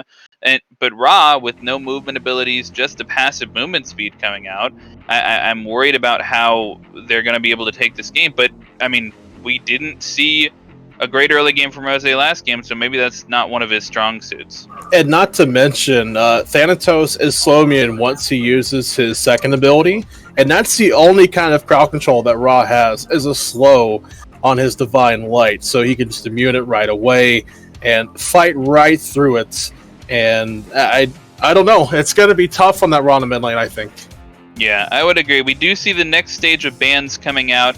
An Odin and a Susanoo coming out from Snipe, some Soul Lane and Jungle bans, and then 2 ADC bans coming out from Asgard, the Huyi and the Hachiman, which still leaves this Rama open. Rama, one of the first 2 picks from AsgardOkami last game, that has not been touched in this game and is still open for Snipe to pick. And they're going to choose the Daji. Daji into this comp, it looks like everybody has CC immunity. If I recall correctly, Nike does have a couple, a second of CC immunity on her ult. Is that right? Yes, and that's why I'm not really in favor of the Dodgy pick here. Usually, you like to pick Dodgy into like a Merlin plus Merlin plus Ganesh or something like that. You know, Terra. Those gods that don't have CC immunity kit, and because the Dodgy's picked up, you've got Geb with a cleanse. You have Anhur with his ultimate, the Desert Fury, being able to be CC immune for about 3 seconds while firing that off. I'm not liking this Dodgy pick. I would have rather have taken it later, just to see if Snipe would have taken things without that CC immunity. Oh man, I completely agree. I don't like this pick at all. I mean, Baka, Suavage on Baka struggled to have an impact once we got towards that late game, and it was on a commit jungler like the Bakasura, a commit jungler, and Daji is typically played that way as well. You just go in on Daji, and then you ult in the enemy backline, and you come down from the ult, and you try and finish these kills. But with every single member of Snipe's team having CC immunity, and in addition to that, they have the Geb shield cleanse on anybody specifically who's getting pulled, and beads. I mean, I just cannot see this Daji having the late game impact that she wants to have, and so I need to see Asgard come out and try and force some of these pulls early game, where, I mean, they don't get to take advantage of always having beads or always having ult. Yeah, absolutely. And, you know, the last pick going to be the King Arthur de Soleil, not picked or banned last match. But he's, you know, as long as Gladshill is in its current state before patch 7.7, he's always going to be good in a solo lane and be able to farm up and never really worry about any health or mana issues as long as he can fight into the Nike. Yeah, and he seems to be the most early game focused member of their comp. You know, a little bit of a struggle 1 through 5 until he gets Glad Shield, but he definitely pushes well after that. And the thing is, I mean, last game we were focused on Snipe's team comp ability. In this game, they have a Geb to come into the late game and team fight better. They have a Nike to dive into the backline. They have an Afro to save their Thanatos as he falls off into the late game. They have a Thanatos to get them to that late game through the early game. And I don't know, man. I think Asgard's going to really struggle. Well, I mean, give me some final thoughts. Do you agree? I agree with you. I think this is probably a 2-0 just because of the compositions, the way they're drafted. Just Snipe is super safe. The Undying Love from Aphrodite, the Geb cleanse, as well as being to knock up members around the area, as well as having that Cataclysm, that big giant AoE stun to lock down or to help peel. I just think there's so much self-peel for Snipe, I just don't see how it goes wrong. Yeah, I do agree with that. Well, we will see if Snipe is going to be able to close it out in 2 games, or if Asgard are going to fight back and bring it to a game 3. This game is going to be brought to you by Supersonic Blurnelli over on the cast. Bring it to me. All right, bringing it to you is what we're going to do. Snipe eSports once again coming back in as we start up game 2 here with the finals in the Giants division side of things. It's me, Supersonic Blur, and that's them, Illy, as far as I'm aware. Yes, and one thing I do want to mention, I generally agree, Asgard's team comp is a little weird, but I watched MSI, and I saw Adapting do nasty things to people on Daji, and I don't like this character. I don't know how to play her, I've never had any success playing her, I've never really seen any junglers look so good on her until Adapting did. I'm willing to give it a shot. I think Asgard have the opportunity. I think they might have the better early game here. I think it's all comparative, right? You've got a Geb for support, so literally any other character in the game is going to have a better early game than you. And on her fights really well, but Jingwei probably clears safer and farms better. So, yeah, it's a rough one. It's a rough one, but Snipe's probably got the better late. But I think Asgard could kind of, if Salvage manages to get off to the same start he did last game, they have a chance to really snowball this and take the win. You could say he could salvage this game. Alright, it's not actually that. There's no L. It's Savage. Yeah. But no, I think the Dodgy is a really interesting pick for them. It's not the same hyper carry levels as we saw with Sure. the Bakasura, but what it does do is a lot more team orientated. Everyone, when she first came out, her ult was always compared to, oh my god, it's Rom ult meets Ares ult. It's just, it's a safer Ares ult. It gets you out of the way. It's super good for being able to buy you a little bit of time if you want to use Blink. There's so many ways you can use it, and now the fact that we've got to the stages where people are not firing all 3 chains and just pulling instantly. It's a great way to start things off. So maybe a first blood? But then maybe the first blood going the way of Rose finds that one, prunes out Darji. Oh, Blink? That's a great way to start things off. There's the Blink being used to try and chase down Ram. Might be having some fried chicken, but there's comes out the blinding light. Can't find the death side, but back off is good. Meanwhile, Solo kill. over in solo lane, that was a game of chicken gone a little too far. And it's the Nike who comes out on top with that additional sustain. That takes the winds out of your sails, doesn't it, if you're Asgard? Here I'm talking about, hey, they got a chance, let's get this early game rolling. And then Rose just shows up and just slaps them silly. Oh no, Alpha showing why they live up to their name at this point. Yeah, rotating early, and this is the use of that early rotation, that early pressure they had. The wave's now in the middle of the lane, but they had all the time they needed to make that rotation.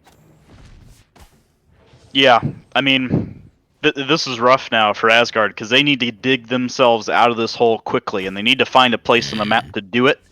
Tej was kind of a leaning point for Asgard in the first game. His Raijin play was very aggressive, and he did a lot of damage.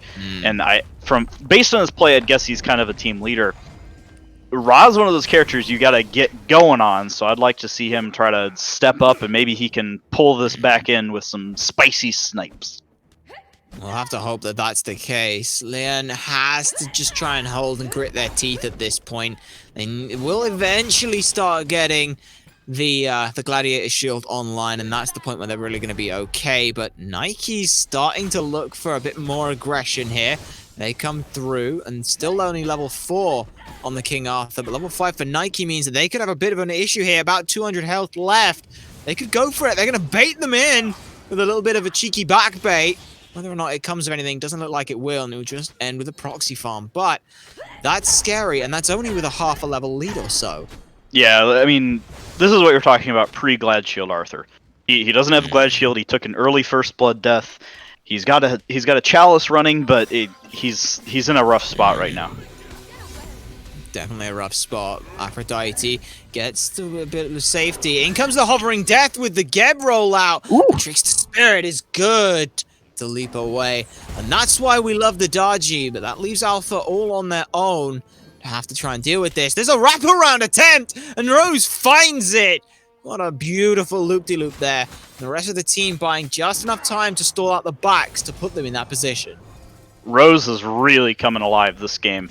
Like we sort of talked about, or I think the devs talked about it, not the loudest early game last time. Granted, he was Nemesis, but this game on the early game Thanatos, he's really picking up, and this is going to make the game so much harder to play, especially for Deuce of Dynasty or on the Kefri. I guess you could say that a Rose on any other character will still carry your game. That's a really, really long way from the quote. Like, if Shakespeare is somewhere over on my left hand, I'm pretty sure the next apartment over is where that quote was. Hey, it was a good enough reference. I got it, but that doesn't mean our chat got it. It was Shakespeare. Everyone knows that. Good old Will. Anyway, it definitely does show, though, that Rose's mentality is very much tailored to the character they're playing. The Nemesis, you mentioned they had a fairly quite early game, but they were kind of around. They were there when they needed to be. This time, they know they are the driving force. They're around, but they're the ones where everything matters. It's Revenge? Solo side of things, we've seen something similar to this happen before, but now with the Glad Shield, Arthur's got a lot more sustain. Sentinel of Zeus has now run out. Valiant Leap is good, Revenge! But overhead strike is good enough. That is a revenge kill, and first one on the blood for Okami. That's a good start to lean on a lane. You always like to see your King Arthur ahead. He can be terrifying, and it's pretty hard for an Aphrodite to peel an Arthur. So that's a good start for Asgard. Ooh, the snipe. Very unfortunate there, but Good attempt for things. Though I guess, considering they're Snipe eSports, they're probably going to be okay against the raw snipes. Yeah. I mean, it's sure. in the name. That's true. I mean, but it's not like searing pain esports, right? Contemplating. It's Yeah, Snipe that's esports. true. Well, it's a snipe. It's a raw snipe. That's how that works. As Geb was quite happily pontificating over the qualities of the ward they saw before them. Pontificating? Yes, pontificating. They were being very pensive. Yeah, no. It's a word! I know it's a word, but like, I You feel take like every opportunity you're the get kind to of use your person words. that Googles the word of the day. Word of the thing. day. No, I don't do that. Savage picks Uh-huh. up Rose as a nice turnaround kill for them. Trickster Spirit in is good. Knock up immunity gets them a double kill. Uh-oh. Rotation isn't gonna happen. Aphrodite, Undying Love is good for a bit of CC immunity, but not good enough. That's a triple kill for the Dodgy. And you wanted Okami to dig themselves out of the hole they're in? I think they've just done that. Yeah, no, Savage absolutely shows up and he's pulling out the adapting strats, which is kill the enemy team so that they're dead. Great, great That's engagement. what killing you means. There. Indeed. Kill them so More they're dead. references. If they're dead, they're dead. Agreed. Now look at this, they're constantly going on. Trollodare was trying hard to proxy farm and get ahead of Can she this, kill but those him here? horrible burns are going to do a lot of work. Sentinel Zeus might turn this around. Minions are good, but they will end up falling. Trollodare finds one, but the King Arthur might be able to turn it back around. They might still get kill credit. If they can, no, never mind. They're going to fall here. No luck. There's hovering death, but might have just set someone else up to fall as well. Hiding through the minions, they will go. Arthur's going to This is try and Arthur's chase this down as strongest far point. as they can. This is strange. Snipe's making decisions to fight around Lene over here on the Arthur, and Arthur don't get much better than this. And this is a strange decision to move the map the way they are. Agreed. So now the Thanatos is TKO'd. 3-man Cataclysm is nice, but there's no real way to get away from this. Again, 3-man knock up, but now they've got the Aphrodite. That's a little safer. Searing, not Searing Pain, but what's the one called? Celestial Beam. There it is. Man, I was about to Celestial beat Beam. you again on ability names. No beating me. No, you got your one. You don't get that again. No, But you don't meanwhile, get that. when we were over in Soul Lane, don't forget Tej picked up a kill on Alpha in the duo They lane, did. the rotation by the Ra, all the way to the left side of the map. So the map is moving in mysterious ways, as one might say. And when the dust has settled, there's a slight XP lead, I think, for Asgard. It looks to be that way, and Okami now, because they got those shutdown goals with the triple That was kill for close. Savage. That is beautiful. Look at that. It's barely skimming between the two teams. I did the and that's math. kind of what you want to see. You didn't. You picked the number out of the air. I mean, I said they had a Yeah. lead. That was pretty close. Kind of surprised. I honestly, when he switched to, I was almost about to say, but don't switch to graphs because I don't want to know because I was confident that was wrong. Now, you want to talk about something else that's pretty close. Look at the damage this Ra has done. Usually it's expected Sure. that you don't Yeah. see much from the mid laner's damage until later, but this Ra has really been getting into the thick of things, sitting right up there with the King Ooh, Arthur, this is who, bear cheeky. in mind, is the solo laner, and now they're going to try and take this a little further. No one seems to be aware of this. They just... Hang on, they must have some idea. All this ward around the Gold Fury, but no! Snipe Yeah. eSports just dropped that Gold Fury, and AsgardOkami happily take it away. Yeah, I guess they just didn't think it was possible. And Ra steroid is certainly a dangerous thing this early in the game. Or maybe they said, you're doing that? Okay, it's really not worth our time to contest it at 10 minutes. We'd rather get our waves.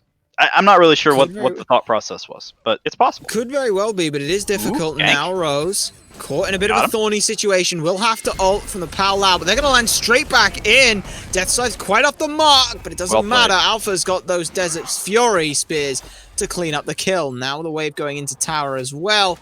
That's a really nice look for them to get a little bit more pressure as solo laners again just head off in proxy, but we don't expect to see anything from them till they start making a rotation. Hard rotation into duo lane, but meanwhile in mid lane, Duking is in trouble. Oh, the snipe hits beautifully! That's how you snipe someone! Yeah, that's a mid laner for a tier 1 tower, folks, and now the jungler's gonna fall as well. Tej really Double. starting to flex his chicken-based muscles here in the mid lane, and this is what I'm talking about. Here's this snowball that's starting. It started with Savage, and it's rolling into Tej, and I'd like to see them move this onto other parts of the map as well.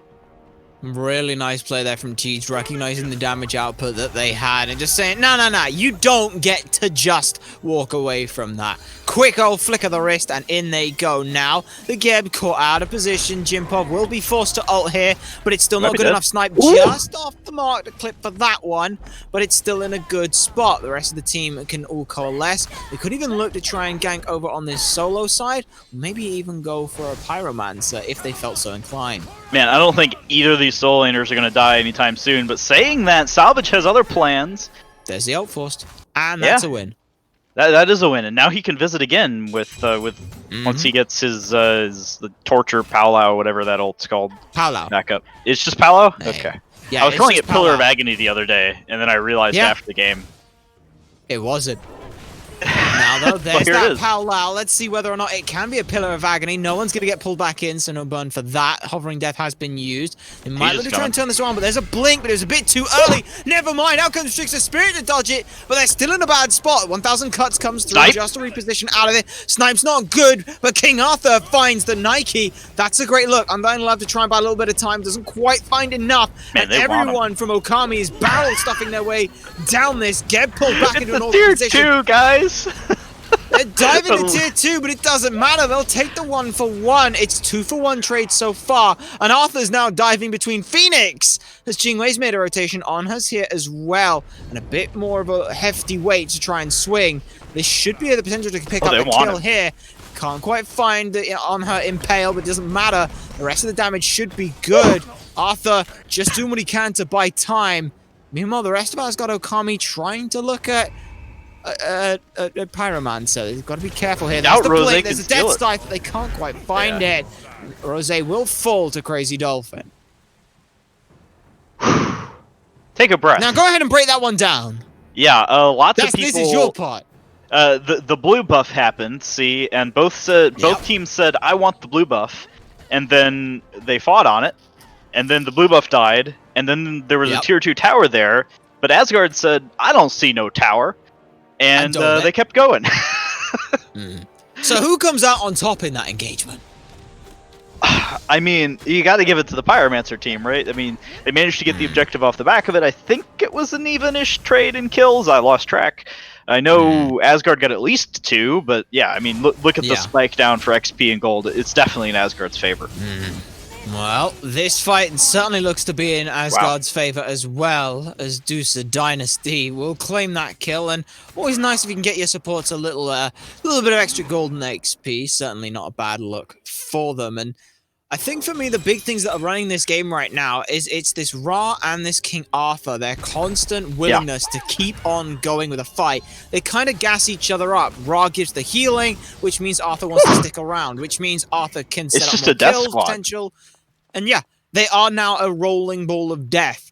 And eventually Dolphin can either rotate to that and help clean up more, or hard farm out a lane. It's going to be a dive. Line is going in. He's a big bad King Arthur's. The Kepri pluck comes out on Alpha on the front side. There's the Geb. Shield already down as Alpha gets put in the grave first. I'm going to the Palau now. Can't quite find it. Undying Love is good. And back off will help. There's still a tier 1 tower. They're not going to look at this. They're going to look at the Geb. Why are they looking at the Geb? That's very confusing to me. Nike blinks forward and cuts one off. Daiji finds the last hit onto Geb. Nike's here and the blink forward will save the life of Aphrodite for now. But King Arthur again just showing a dominant performance. Minions finally finished the dirty work of taking mid tier 1 tower. But I'm very confused on that target selection there. Tier 1 tower in left goes down, and it looks like AsgardOkami want to just take a consolation, or I guess a third prize here in an Oni wave as well. And, okay, so I realized that earlier I said Salvage kind of started this rolling death ball for Asgard, but Lina got the first kill, and it was the revenge solo kill. And if I'm Snipe, this man doesn't get to touch King Arthur with a 10-foot pole for the rest of all time. Like, he has looked much more impactful on this character than he did on the Yorm. And he's rotating freely. He's setting his team up for dives. His CC chains are good, and he's just so much more impactful on this than the Yorm pick in game 1.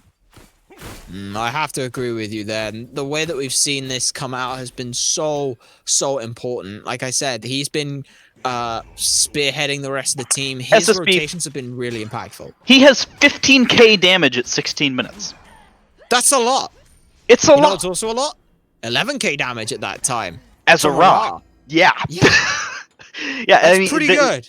They're working together so well. Tej and Lina really do look like the gears that's making this team turn, and Savage is definitely putting in the work as well. The dodgy pick, like I said, I don't know how you do it. Adapting did it, and apparently Savage is doing it too, because this is a weird character that he's really making work.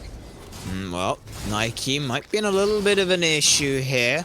There's another argy-bargy starts its way up. Nike had leapt, but it's all good. No, I think the other point for me that I want to work on is how they've looked to build this. Tej has gone for this full CDR option, looking to just try and constantly put out this little bit of poke. Whereas you Lots look of pew-pew. Duking, you look at Duking, they've opted for this Very heal. this Rodder Tahuti off. So it's all about the heals and the sustain. Rodder Tahuti, that passive works on allies when they're below 50% HP, which feels really nice, but it's all been reactionary at this point rather than anything else, as Nike still getting pressured out under this tier 2 tower. Where is it now that AsgardOkami, they've got themselves this lead? How are they gonna take this and develop it into something more? Fire Giant's the place to start. It's only 18 minutes in the game, but you've got a lot of sustain on your team. With Raw Steroid as well, your Jingwei damage is going to do a lot, and Lina can make a ton of space for you to start at the objectives. Good bit of poke out again on Trelaya. Still just trying to weather the storm that is King Arthur, and they're steadfast. They can't hold out too far, as Geb kind of picked off alone, but is tanky enough to hold this. There's the Cataclysm forced out. They will get ulted up by the King Arthur, but where's the damage to follow it up? The rest of the team from Asgard are making their way over. The Snipe finds it, and that's all the damage needed for Jimpov. They're turned to dust. Pull back in, finds the second front line. That, ladies and gentlemen, could very well be the Fire Giant fight before it even happened. You're talking some about the Aphrodite, and I think it's definitely a viable pick. It was certainly prioritized very highly by certain players in SPL. And one of the things, one of the things I think if you go and look at the SPL builds is, I know Ven would rush the Rada Tahuti, and I think other players would as well, but they typically wouldn't go for the Lotus Crown kind of build. I think they typically go for a very damagey, as Tej just combos so well with stuns out of Lina. They did that last time down there by the speed buff, like 30 seconds ago. They did that exact same thing, and they're gonna keep doing it.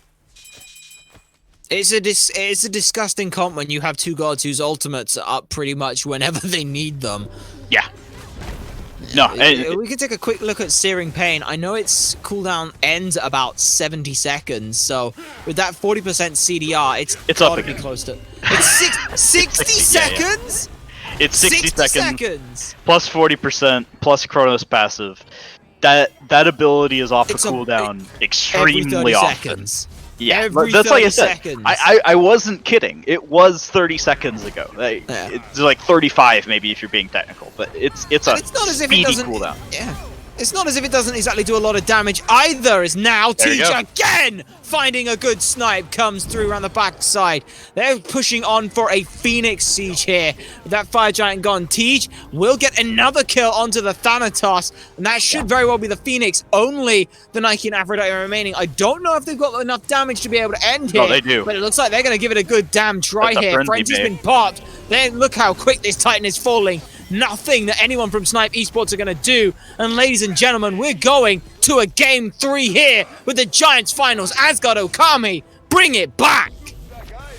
Lots of gems on the line. 12k to the victors, 6 to the second place team. So you know you're going to want to... You want to get your hands on the green, as you might say. But like I was talking about in pregame, what are the keys to victory here for Asgard? Well, I don't know how Salvage is going to do it, but he's got to make this Daji feel impactful. He did. And then he's got to look impactful on the Ra. He looked like a team leader, put him in a position to win the game for his team. sniping every 30 seconds off a cooldown with a combo from his aggressive solo laner that was mentioned, I think, by the desk as one of the lanes that looked like Asgard could win out of. So I think excellent job from Asgard leaning on their win conditions. But this team comp from Snipe isn't necessarily bad. They just never got to the late game to use it. Yeah, it's definitely an unfortunate situation to see there, but really nice work from AsgardOkami. The fact that they were able to pick up after that initial setback, they lost 3 picks across the map, and it just looked like, well, Snipe eSports are going to run this. They got the Thanatos, they're going to run this. There's nothing that they can get to do. And then we just see the triple kill in mid, and then we just see the almost soloing of the Nike, and then we see everyone just start grouping up. Yeah, they did get the solo kill. Excuse me. It was the solo kill into the triple kill. Second one. Yeah, the triple kill was the second time that we see that come through. And honestly, as little as we saw from the Jingwei, that's honestly what I want from my Jingwei in this situation. Is I want you to farm. I want you to be quietly pushing lanes, quietly getting farm, turning around for these later game objectives, for these later game team fights. I don't want you involved when we're behind. You are our ace in the hole. And that was absolutely brilliant. I think we should leave some meat on the bone for our lovely desk folks. We'll pass it back to them, and we'll see you guys in game 3. Thank you so much, Alien Supersonic Player, for that fantastic cast, but there wasn't much to cast. That was a 20-minute game compared to the 32-minute game that we saw that we saw in game 1. And, I was talking about, I think we were talking about, Majin, how AsgardOkami had a fantastic early game in game 1. 17 minutes up 7k gold, right? And I thought that was more comp-based. I thought it was almost entirely comp-based, and it was based off of this Baka versus Nemesis matchup. But Asgard showed that this game to not be the case. I mean, it wasn't the Daji that ran this game. If anything, it was the King Arthur. But, I mean, everybody came out, and Snipe eSports just didn't put up a fight in this early game. I don't know where the Thanatos was after he started off with 2 kills. He didn't get a single one more. Yeah, King Arthur was definitely what the first part of his name is. He was a king in this game, ran this solo lane against the more popular Nike at the moment. We talked about we preferred the Snipe comp, but because of how safe it was, but it was not safe for Miss Arthur after all. Yeah, I mean, and I think one of the things we talked about going into this game was the Thanatos. I want to hit this hard, because if Snipe eSports are going to win game 3, I need Rose to pick a comfort pick and not pick something just because it looks good on paper. If you recall, they picked the Thanatos second because of the Khepri revive, and that didn't get used once. They didn't Thanatos execute a Khepri ulted target a single time, I believe. And then, he tried to use this early game, and he ends up with less than 8,000 damage, compared to the 12,000 from Daji. And he doesn't make use of this character compared to how good he looked on the Nemesis 1v1ing carries in the late game.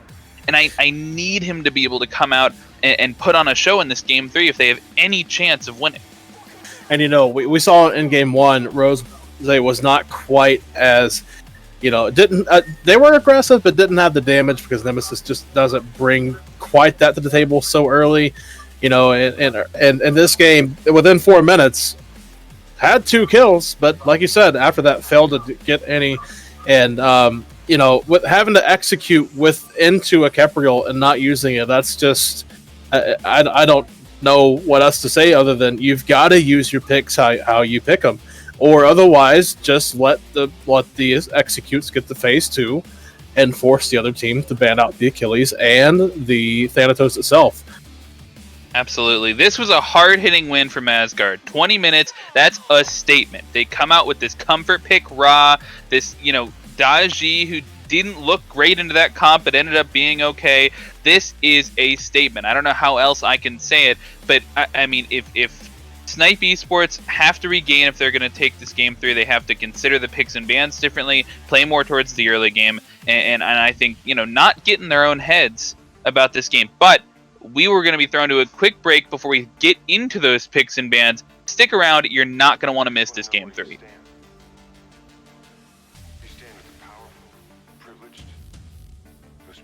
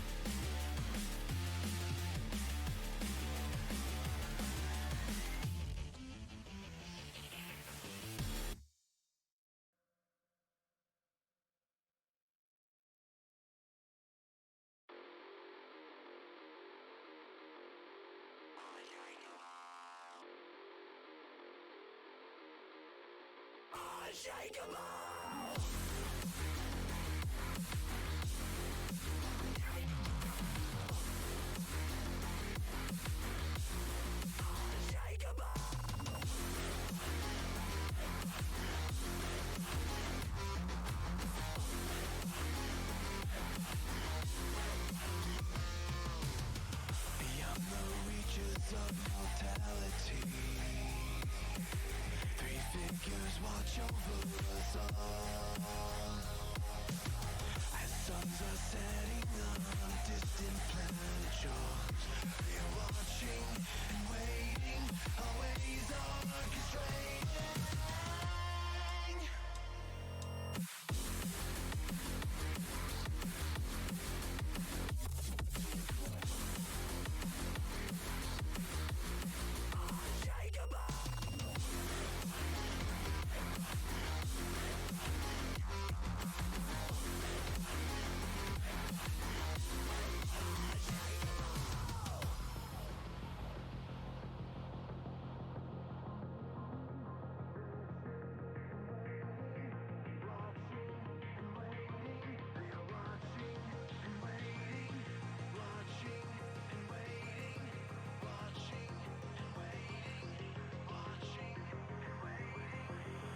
Beyond the reaches of our galaxy, three figures watch over us all. As suns are rising on a distant planet shores, they're watching and waiting, always orchestrating. Natural coloring of humankind, perfectly hovering in space and time. A love that turns when they're in control means we're bound to stand our ground. That's unshakable.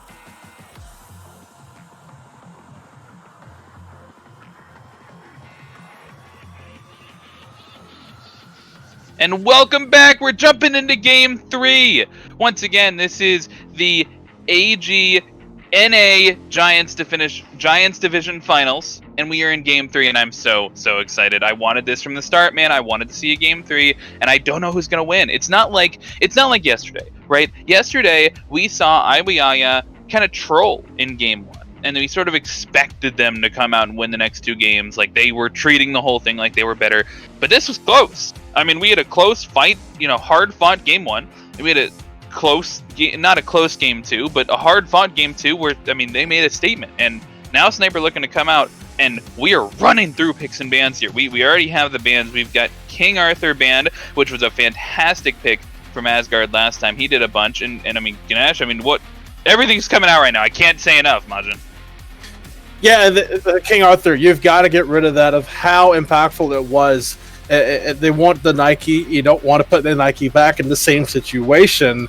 So get rid of the problem. Umoja, Aphrodite, got to be banned. I guess Snipe said, we played it, didn't like it, so let's get rid of that. Other side, we're looking at Haim and Thor once again. That have been consistent all three games for Asgard there to ban out. And then we have the Ganesh ban specific to Jinpav, who played it well in Game 1. He was definitely a factor. And we still have, so far, the same first three picks. Not the same first three picks. We had Afro last time, and we have Nike this time. But Nike was first picked by Snipe in Game 1, so similar to Game 1. And then we have the duo lane that Asgard found success with in Game 2, the Khepri and the Jingwei. And we talked about, on the post-game analysis, how I didn't want to see Rose looking to just I didn't want to see Snipe in general looking to just counterpick. They picked the Geb because of the Daji, they picked Thanatos because of the Khepri. I want them to see, I want them in more comfort picks, and it seems like they're not, they're not doing the same thing they did in Game 2, at least so far. They picked the Shibalanke and they picked this Kumbhakarna. However, Shibalanke and Kumbhakarna, neither of them are gods that we typically see. What does that dual lane bring to the table? So Kumba is just annoying, right? The thing is, though, if he wants to start clearing or helping get a root, Khepri can just, pluck him and, put that Groggy Strike back on cooldown, or not on cooldown, but it cancels it and then you can bring it back up again later. It just makes you have to retry to do it over and over again. I would have saved this Kumba pick if you're looking at it, because right now it's I don't really like it with the X-Ball. it doesn't really do a lot pre-level 2 or 3 unless you're going to have jungle rotations. So I wonder if that's going to be the point here, and maybe that they're wanting just to save that kind of jungle pick that can maybe come in super late. But Bots wasn't picked in first phase. Is he going to make it through the second one? He has just been banned, as good prediction by you, as we see the Ravana as well come out from Asgard. And it's weird to me that they're prioritizing these picks differently. We saw Raijin be picked third in game 1, and Tej went off with it, and they didn't get to first phase ban it, and he just chose not to pick it, and now it's banned along with the Hell. Same thing, we saw Agni come out in game 1, and now that's banned in the second phase. They're not prioritizing these picks that they've already had success with, and instead they're trying 2 new picks, Ravana in the jungle and Hercules in the soul lane. Hercules is usually something that we see in support, so to put it in the soul lane seems a little bit odd to me, and it looks like we've only seen this Nike in the soul lane from Snipe so far, but we got to remember that it's still a flex pick. And we do see that come out. We see an Osiris come out from the side of Snipe eSports, and now it's going to be Osiris versus Hercules and Nike in the jungle. I think the Hercules is just because, hey, pre-level 3 or 4, let me just push you around so you can't clear. I can just interrupt that. I think it's called Ren, her first ability, that being Nike, and it just make you not clear quite as well, but she does still have the cleave auto attacks. I personally don't like Hercules into Nike because neither one of you are going to kill each other. I would rather see something else, like the Osiris that got picked to the other side. But, are we sure this is Osiris in the solo lane? Could it be jungle? Is it going to provide some pressure? Or are we going to go back and see this Nike jumping onto people, setting up Discordia strifes? There's a lot of ambiguity still. Either way, we are definitely looking at a warrior jungle, and we do see this Discordia picked out from Snipe eSports. Now the only thing left from Asgard is they have to pick their mid. Tej has to have a new pick this game. Oh no, he doesn't. The Ra's still open. So he could go for the Ra here if he so chooses. And he didn't really feel that much pressure against the Thanatos last game, and his snipes were pretty much on point. I might want to see him reprise that. What do you think? Yeah, I agree with that, but you know what? I see the Scylla here, I see a Capri Pluck, I see a Jingwei Persistent Gust, Robin being able to root someone in place. I do like the Scylla here, especially if you're worried about getting jumped on from Nike, if you're looking to try to avoid a strife or an uppercut from either Disco or from Kumakarna. It does provide even more late game with a Jingwei while you do have early pressure in the jungle. So I do like this pick here, but I thought that this could also still be the Raw. Yeah, I don't know. I mean, it's just weird to me, right? I mean, the Scylla's fine, right? On paper, these gods are fine, the comps are fine, it is what it is, but I'm really interested that they're not following their comfort picks. I mean, we saw, take it all the way back, a couple weeks ago at MSI and playoffs, right? We saw Twig pick Nuwa so much that it had to be banned against him. Like, if you're having success with something, why not continue to have success with that god? It feels unnecessary almost that they're switching it up in the finals of a tournament. And you know what? We were talking about how Thanatos should be all over that Raw last game.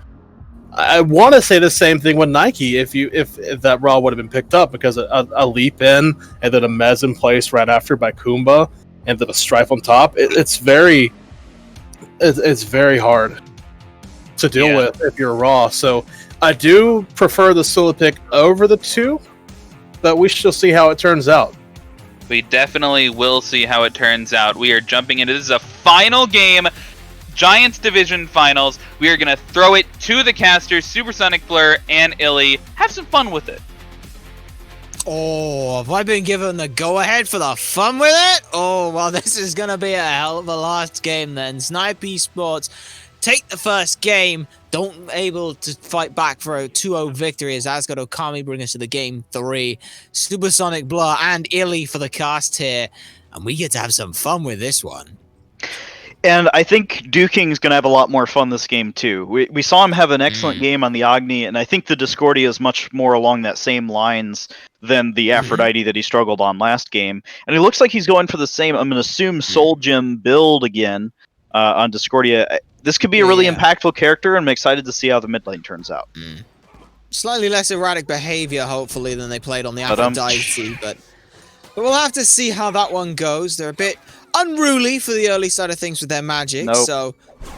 Okay. I will just deafen myself and let Frog cast. I will. It will happen. But no, nonetheless, the early game, the Aphrodite wasn't quite able to do as much. This Discordia will be able to do so, as, again, duo lane, we see Snipe eSports do what they did in the game, in the start of Game 2. They've got a lot of pressure against this Khepri and this Jingwei duo lane. So, always looking to try and set that up themselves. They are taking a little bit of damage from minions here, but they're trying to just zone away more than anything. Mid, Rose falls very low, but is going to be able to get away as both members of this mid lane get under the 300 HP threshold, and now they have the potential to get their red buff invaded. Yeah, this is super aggressive here. The Silicross just not enough damage, as the blink out from Savage will save his life. I don't think the red gets to be invaded, but I mean, you're at least flexing your muscles, showing some pressure on that side of the map. So far, so good, and nothing really comes from it. The buff hasn't been invaded, and that's a nice look for them. So, this solo side of things, there's a Hercules here, and this is not something we're used to seeing.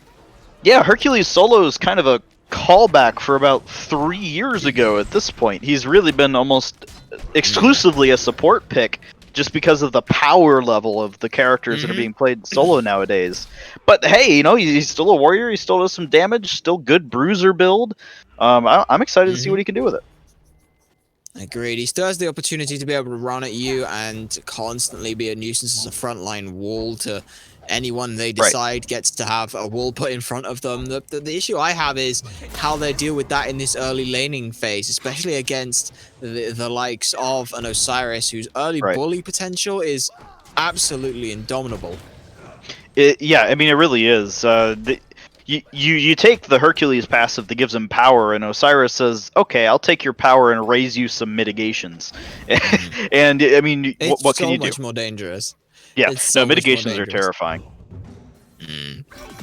But then again, Hercules does have mitigate wounds, so maybe they balance out that way then? Mitigate wounds, which doesn't give mitigations and gives protections instead. The wording, of course, is wonderful. But, well, no, because it still mitigates the wounds because it heals after. Like, that's what they mean by the mitigate is a keyword in Smite, and they wouldn't mean it doesn't have mitigations. Mitigate. That's true. But look at this, though. 220 HP, plus then 70% of the damage you took in 8 seconds. That's pretty good. Now, I'm not particularly great on the maths, but I used to know it was about 90%. That meant that if you took less than 2,200 damage, then you healed more overall than you started with. I have no idea. All I know is you pop the thing and your green bar go zoom. That's pretty much how it works. It's now an apple a day, trying to keep the Ravan away. Does do a lot of damage. Scylla can't find the I'm a Monster mark.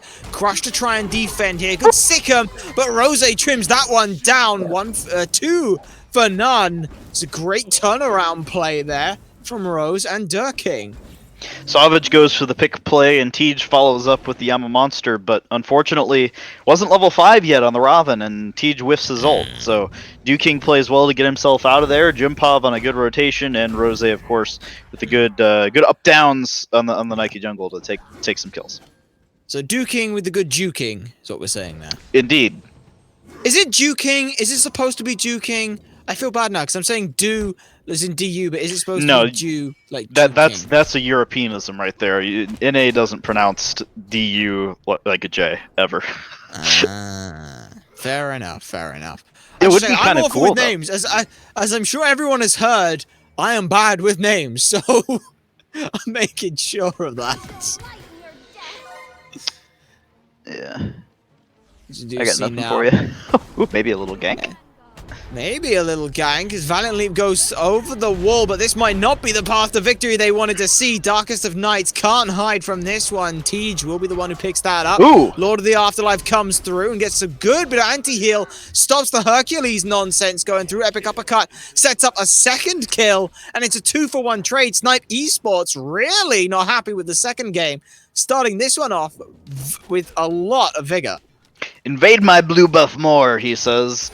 As Trolaire gets a massive ultimate. I think he had Glad Shield for that ultimate as well. So he TP'd back in. He was strong, and even though the Nike jungle dies for it, I don't know if it's Rose or Rose. It seems like there's accents on it, but yeah, whatever. He turns it around. Trolaire does on the Osiris.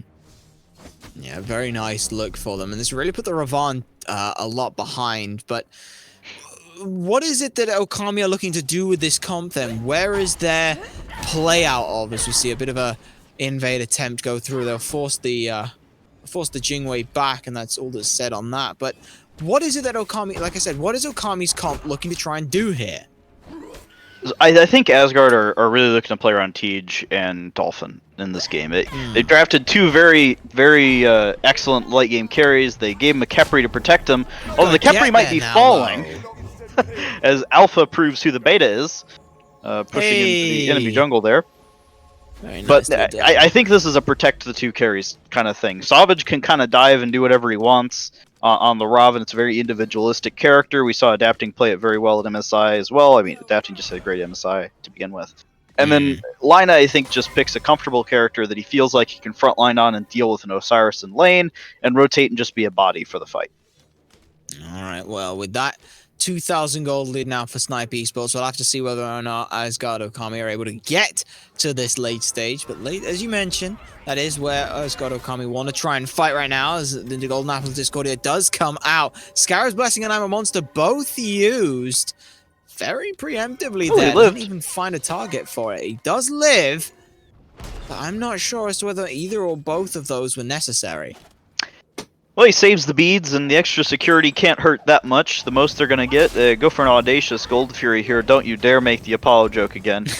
But it's 7 minutes 31 seconds in the game. This thing's not worth that much. So even though they do blow a couple ults, staying alive, on balance, it usually doesn't hurt that much. Yeah, come on. You know I wouldn't do that to you.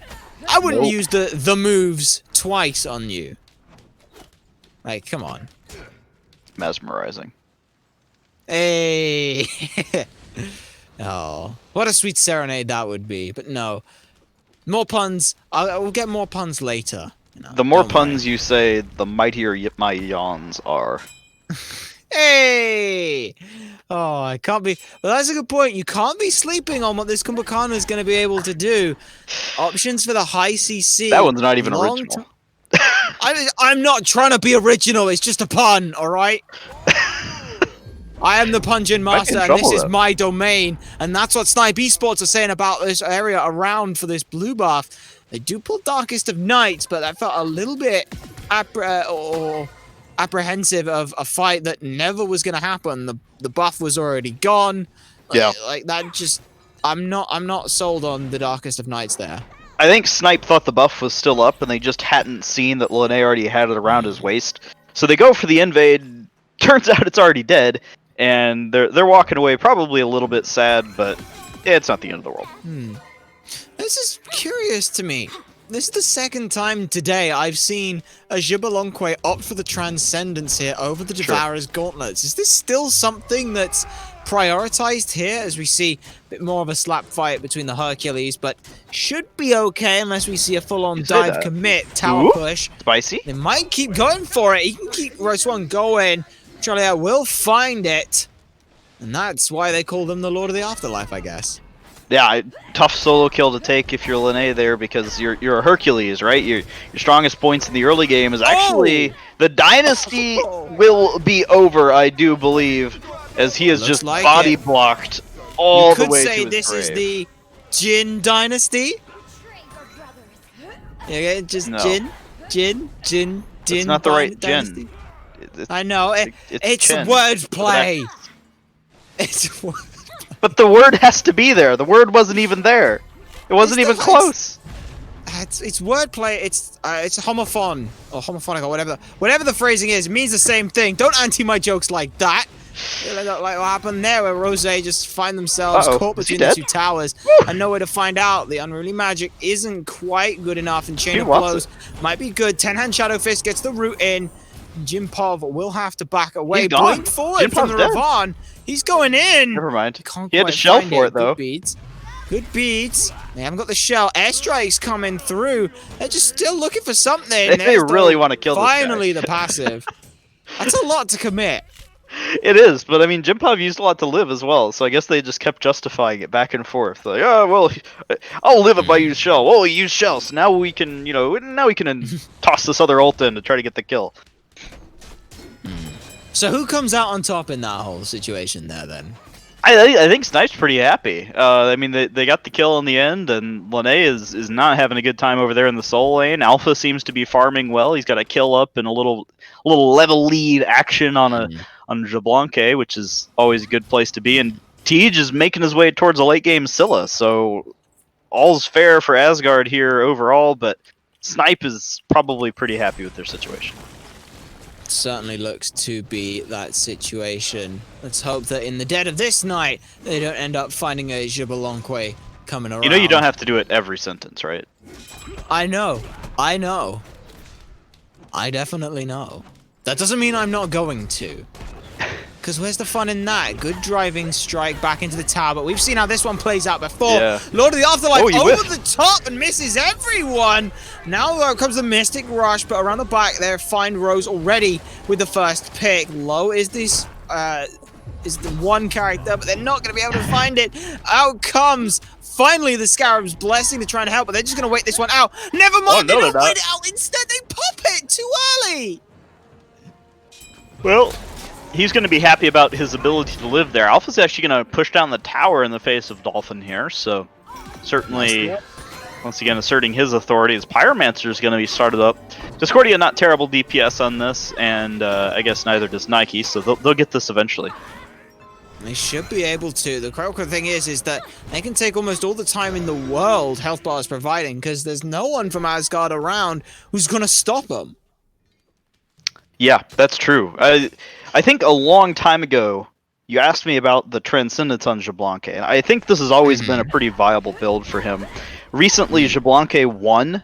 His branching bolas was increased in mana cost, so it felt pretty bad to stick with the Devos, at least without being pretty micromanaging on when you're using your branching bolas. It's easier just kind of set it, forget it. And I think a lot of Jablonque players say, you know what, it's a lot of power. I like a lot of power on my character. I can build a lot of power and attack speed. I use my passive to get the power that I'm missing. And Transcendence is a really good start for that build. It's been a viable build for a while, and it'll continue to be a viable build. Agreed. There was an old time where Ulura and Jablonque were considered it was a Muzenkarb, Ulura, Jablonque, and maybe Artemis were all considered unviable because you had to put Transcendence, and that was bad. So they were just auto unviable. Now though, maybe a 1v1 left though. Yeah, it could very well be. They have got an Oni Fury that's up, so it's just to try and chase away this Jing Wei. So the rest of the team starts looking for that. Meanwhile, 2v1 going on here as a contest of the gods. Darkest of Nights used, and it's a beautiful conditioning. This has been used every time there are more members around looking for a fight. That buys them enough time to finish off grabbing this Oni Fury. There's more members from AsgardOkami group on this right-hand side. Jingwei did make a rotation, but instead just going to back up and instead go towards the left side and push that wave out, I would imagine. Mid-wave going to be contested here. The tower is going to start falling as pumping out the damage is Alpha. Giving a hug to Dew King is going to be the Dynasty. Oh, the apple! As the apple's just off the mark, the tower will fall. No fight here, but lots of abilities exchanged. Oh, you say that, but look at that! The unruly magic finds one. Goodbye to the Dynasty. And now these Oni... This is without even Oni minions here. They've still got left side pushing into the tier 2 tower. Right side's doing the exact same thing. Mid's doing it. Any one of these lanes they can look at, they'll find the Hercules. This 5-man death ball. If they wanted, they could look at Fire Giant even and say, you know what? You guys got to deal with these waves. Deal with a wave. We're getting fire. But instead... going to play it a little safer and just opt for this last tier 2 tower, or the last tower in the solo side. This set has felt really strongly around Soling, at set's least not these in this past game. 2 games. And the Trollaire's made a huge impact in this one, making tons of space in the Osiris. Last game, Lene obviously on the King Arthur, or basically almost solo carrying his team with the amount of impact he put out. Trollaire this game controlling Lene, taking him off the King Arthur and picks and bans, and then being able to help the rest of his team run the right side of the map. It's been very impressive. Did you notice that little play from Alpha? Pops the ult just for the increased range so he can stand outside. That's beautiful. Absolutely beautiful. And you mentioned as well how Trollaire's been playing. They've really been able to keep this team together. It hasn't felt really fragmented between these engagements. Everything they've done has been cohesive as a unit. When they've, there's no flailing around between any of the members. Everyone's been sort of tethered together in this entire situation. Yep, I noticed that one as well. You caught it on. Still, you caught it on. still not paying attention to it. On.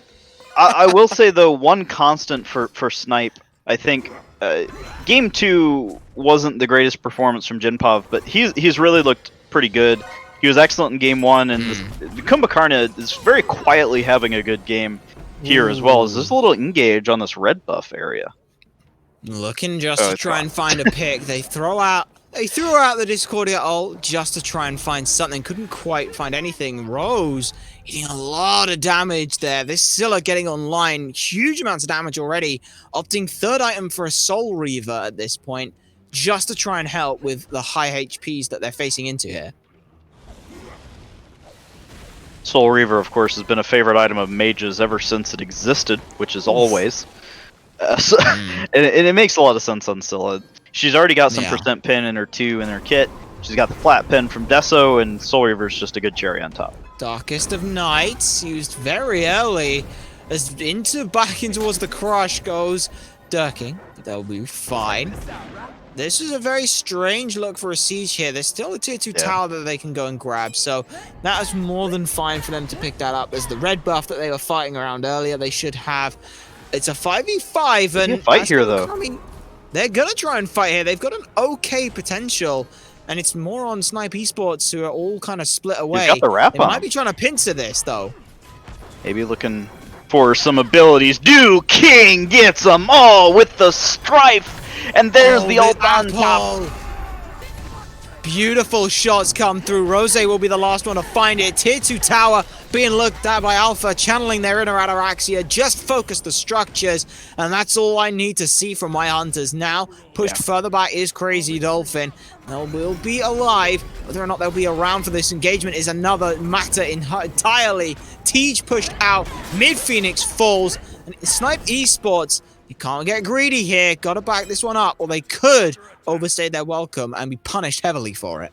Quick respawns. It's only 18 minutes in the game, and the Titan is already feeling threatened. Snipe really roaring out of the gates, bringing this one back in, and I'm not sure what Asgard can do to stay in this game other than just, continue to stall, try to get your Scylla online, get a big play from Tej, get a big play from Dolphin, maybe Dusa gets a sick ult off, or Savage maybe deletes one of the backliners before a fight can go, but Snipe's got to be making some mistakes. I'm looking at the Aegis down for King. Maybe that's an opportunity for Savage in an upcoming fight.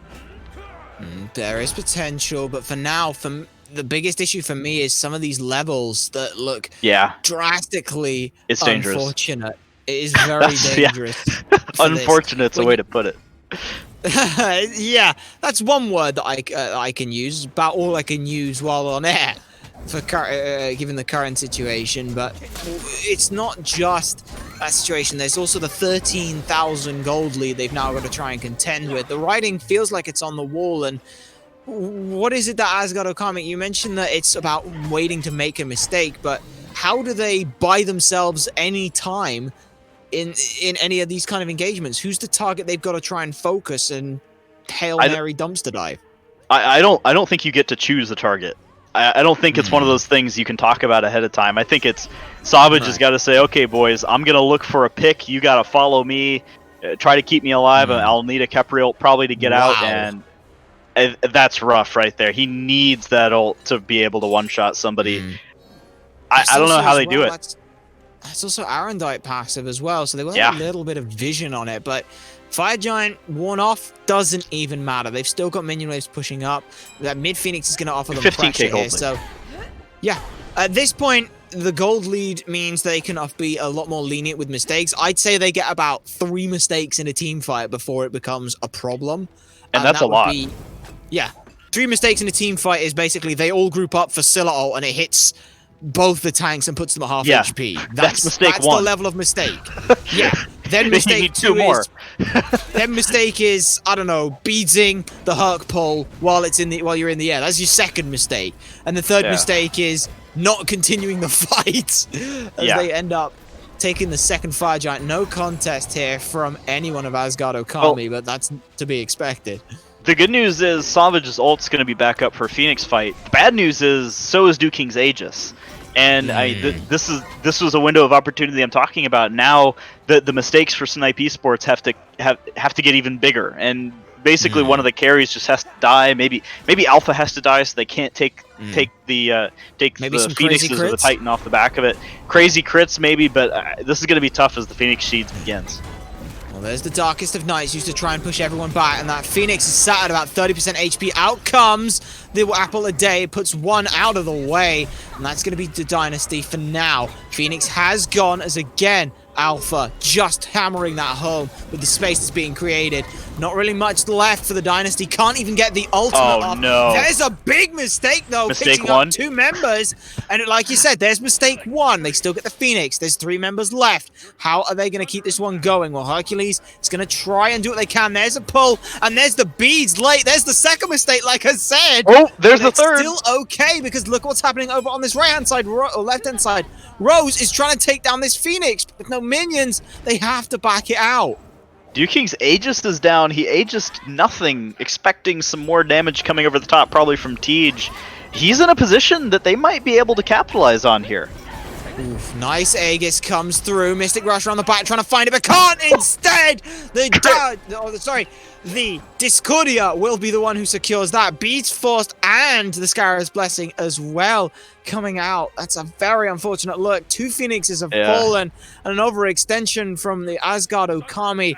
They got blood in the water, saw red in the eyes, and didn't realize that they couldn't afford to overstep. You're level 15 against a level 19. You cannot go for a hero play. Savage goes for... You say it's a hero play, but honestly, that's about all they have at this point. He goes for the big play on the Alpha, gets crit in the noggin with Rage on 2 stacks at that point. Oh, no. Nothing's going their way. And that's how you take down the crab for that engagement. Minions starting to pour in. This is going to be a hell of a Phoenix or Titan Room defense for now. 4 members are up, and they get a nice pull. Durkin gets 1. There's a good shutdown here. But they pull back in the Kumbhakana, who gets a huge mez and ult available. Lord of the Arclights gets through, and the Titan's being chipped away. Rose finds Teach. That's all the damage, but Savage finds it. They still need to find everything. They're not being able to, but they finally, with the help of minions, are taking it down. Snipe eSports claim victory in this finals. Well, that was an action-packed ending, to say the least there, SSB. I mean, well played by Snipe, right? They come out and they say, this is our game, and Asgard really didn't look like they stood much of a chance there. And I really want to shout out the Soul Lane. I want to shout out King because he played really well, I think, in the games that they won. And Rose, or Rose, however your name is pronounced, I apologize, was a constant, as well as the ADC Alpha was really just, left clicking away at the structures, doing what he could.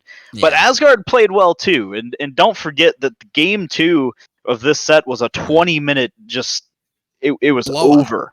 And this is 6th seed. This isn't first v second. This is first v 6th. They battled through to make it here, and they made a hell of a statement in all 3 games, saying that they deserved to be here. Yeah, and the game 1 could have gone either way, and I think both teams are going to look back at game 1 and think, man, if only we would have won that. And Snipe ends up taking the victory at the end, but it was a close set and a good set. I was glad to be here.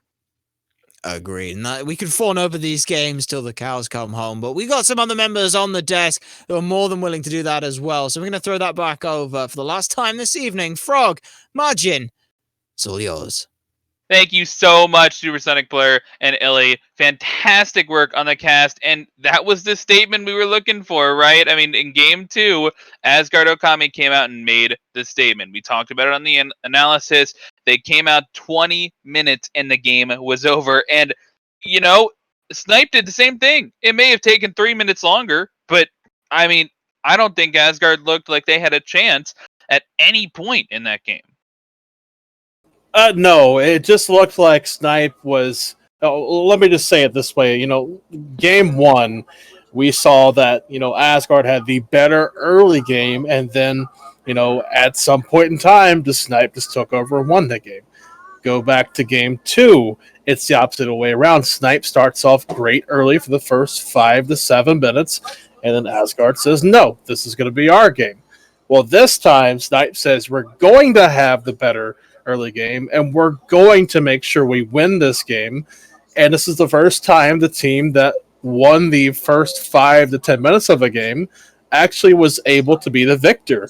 And it's astounding to see, because Game 2 was quicker than this game, and this game felt fast paced as well. It just felt like it was over before it started. Yeah, I couldn't agree more. And just like we talked about at the end of Game 2, it was really Rose and Jinpov that I felt like weren't comfortable, or weren't as comfortable in Game, and maybe, Dookie as well, but weren't comfortable in Game 2. And this game, they were able to come alive. I mean, Dookie 7-1, Jinpov coming out with 14 assists, Rose able to put up that player damage. And I have to applaud every single person on the team. I mean, look at all their stats. Alpha has 13,000 structure damage in 23 minutes. That's nuts. Left click real good, in the words of Illy, as I heard him say a few times before in the past. If you can do that left click thing and not be bothered by it, why not do it? The second game, we saw the same thing on the Honor, just able to take down the dual lane towers as an engagement was happening in mid or in the right side of the jungle. And I felt like this was happening the same way this game. The only thing is, this last game, Jingwei didn't contest farm into the Honor. She did contest farm into the X-Ball, and she did end up with 4 kills this game, had half of her team's kills. Yeah, Jingwei did what she could, but in the end, it just was not enough. Props to Asgard for coming through late in the season, being stuck with 6th seed, and, making it here, beating the 2nd seed, beating the 3rd seed. That was, props to them, and they put up a good fight in this finals. But massive congratulations to Snipe eSports, ultimately coming out with the victory and the prizing gems. Nobody's going home empty-handed today. But I think that is all we have analysis-wise for this game. What do we have up next, Majin? Well, we're going to look before, we show this. We weren't able to show the EU bracket at the end of the game yesterday, so we can possibly get a look at that, Mr. Waffles. Yeah, absolutely, not a problem. So this is the EU Champions Division or the EU Giants Division? So the EU Champions, there was only one the Division and Champions this first split. It was the Champions itself for EU. Gotcha. And then NA, there were just enough signups to have 2 divisions, one lower and one higher. The higher one was tonight, and the Giants Albion tomorrow will be of the lower. It's gold and below. There are some flat players in there as well. Gotcha. And so is this the bracket that we took a look at yesterday at the beginning of the cast, the one for the Champions League? Yes, we just weren't able to show the final bracket with the actual winner being highlighted, so we wanted to make sure we got that out there as well. You can see that right now on your screen. Yep, this is the IWI. If you tuned into the stream yesterday, we did talk about this briefly. The 3rd place match did end up with 5 Ls coming out on top of Emirates Esports. Impressive from them. And then we got to see the wonderful 3-game set coming out, IWIA versus AOE. That is in the VOD if you want to head back over and watch it. I would strongly recommend. Even though you know the winner, I mean, those were some good games to watch. Oh, absolutely. They were very entertaining. Game 2 of that set was one of the most thrilling set of games I've ever watched as far as non-SPL, non-SPL's competitive Smite. It was amazing to see how that game went back and forth. Definitely Kind of like game one for us here today. Yeah, definitely some good games coming out from both sets, both today's best of 3 and yesterday's best of 3. And I gotta tell you, I am expecting the exact same level of back and forth play from at least a couple of the games in tomorrow's best of 3. We have, what is it, the AG Albion NA Division Finals tomorrow, is that correct? Yes, the NA Albion Division Finals will be tomorrow. Your 1 seed, X, will be taking on your 2 seed, AG Legion. So, this is tonight's matchup was the only one that wasn't the 1 versus 2 seed. But, that being said, during the season, X was able to 2-0 AG Legion. So, will it happen again, or will AG Legion show up and say, no, this is our turn to get revenge? Well, in order to find out, you guys will have to stop by the stream. 7 p.m. tomorrow is when we're going to be starting that off, and we're going to have some of the same beautiful voices that you heard today on the cast. I expect to see every single one of you there, and I think that's all we got for today. Thank you guys so much for coming out to watch this stream. We have another one tomorrow. I expect to see you there, bright-eyed and bushy-tailed, and have a good weekend. That's right. Everybody enjoy July the 4th weekend if you're in NA and EU. Whatever you've got going on, enjoy your weekend. I appreciate it. Just make sure you stop by here first.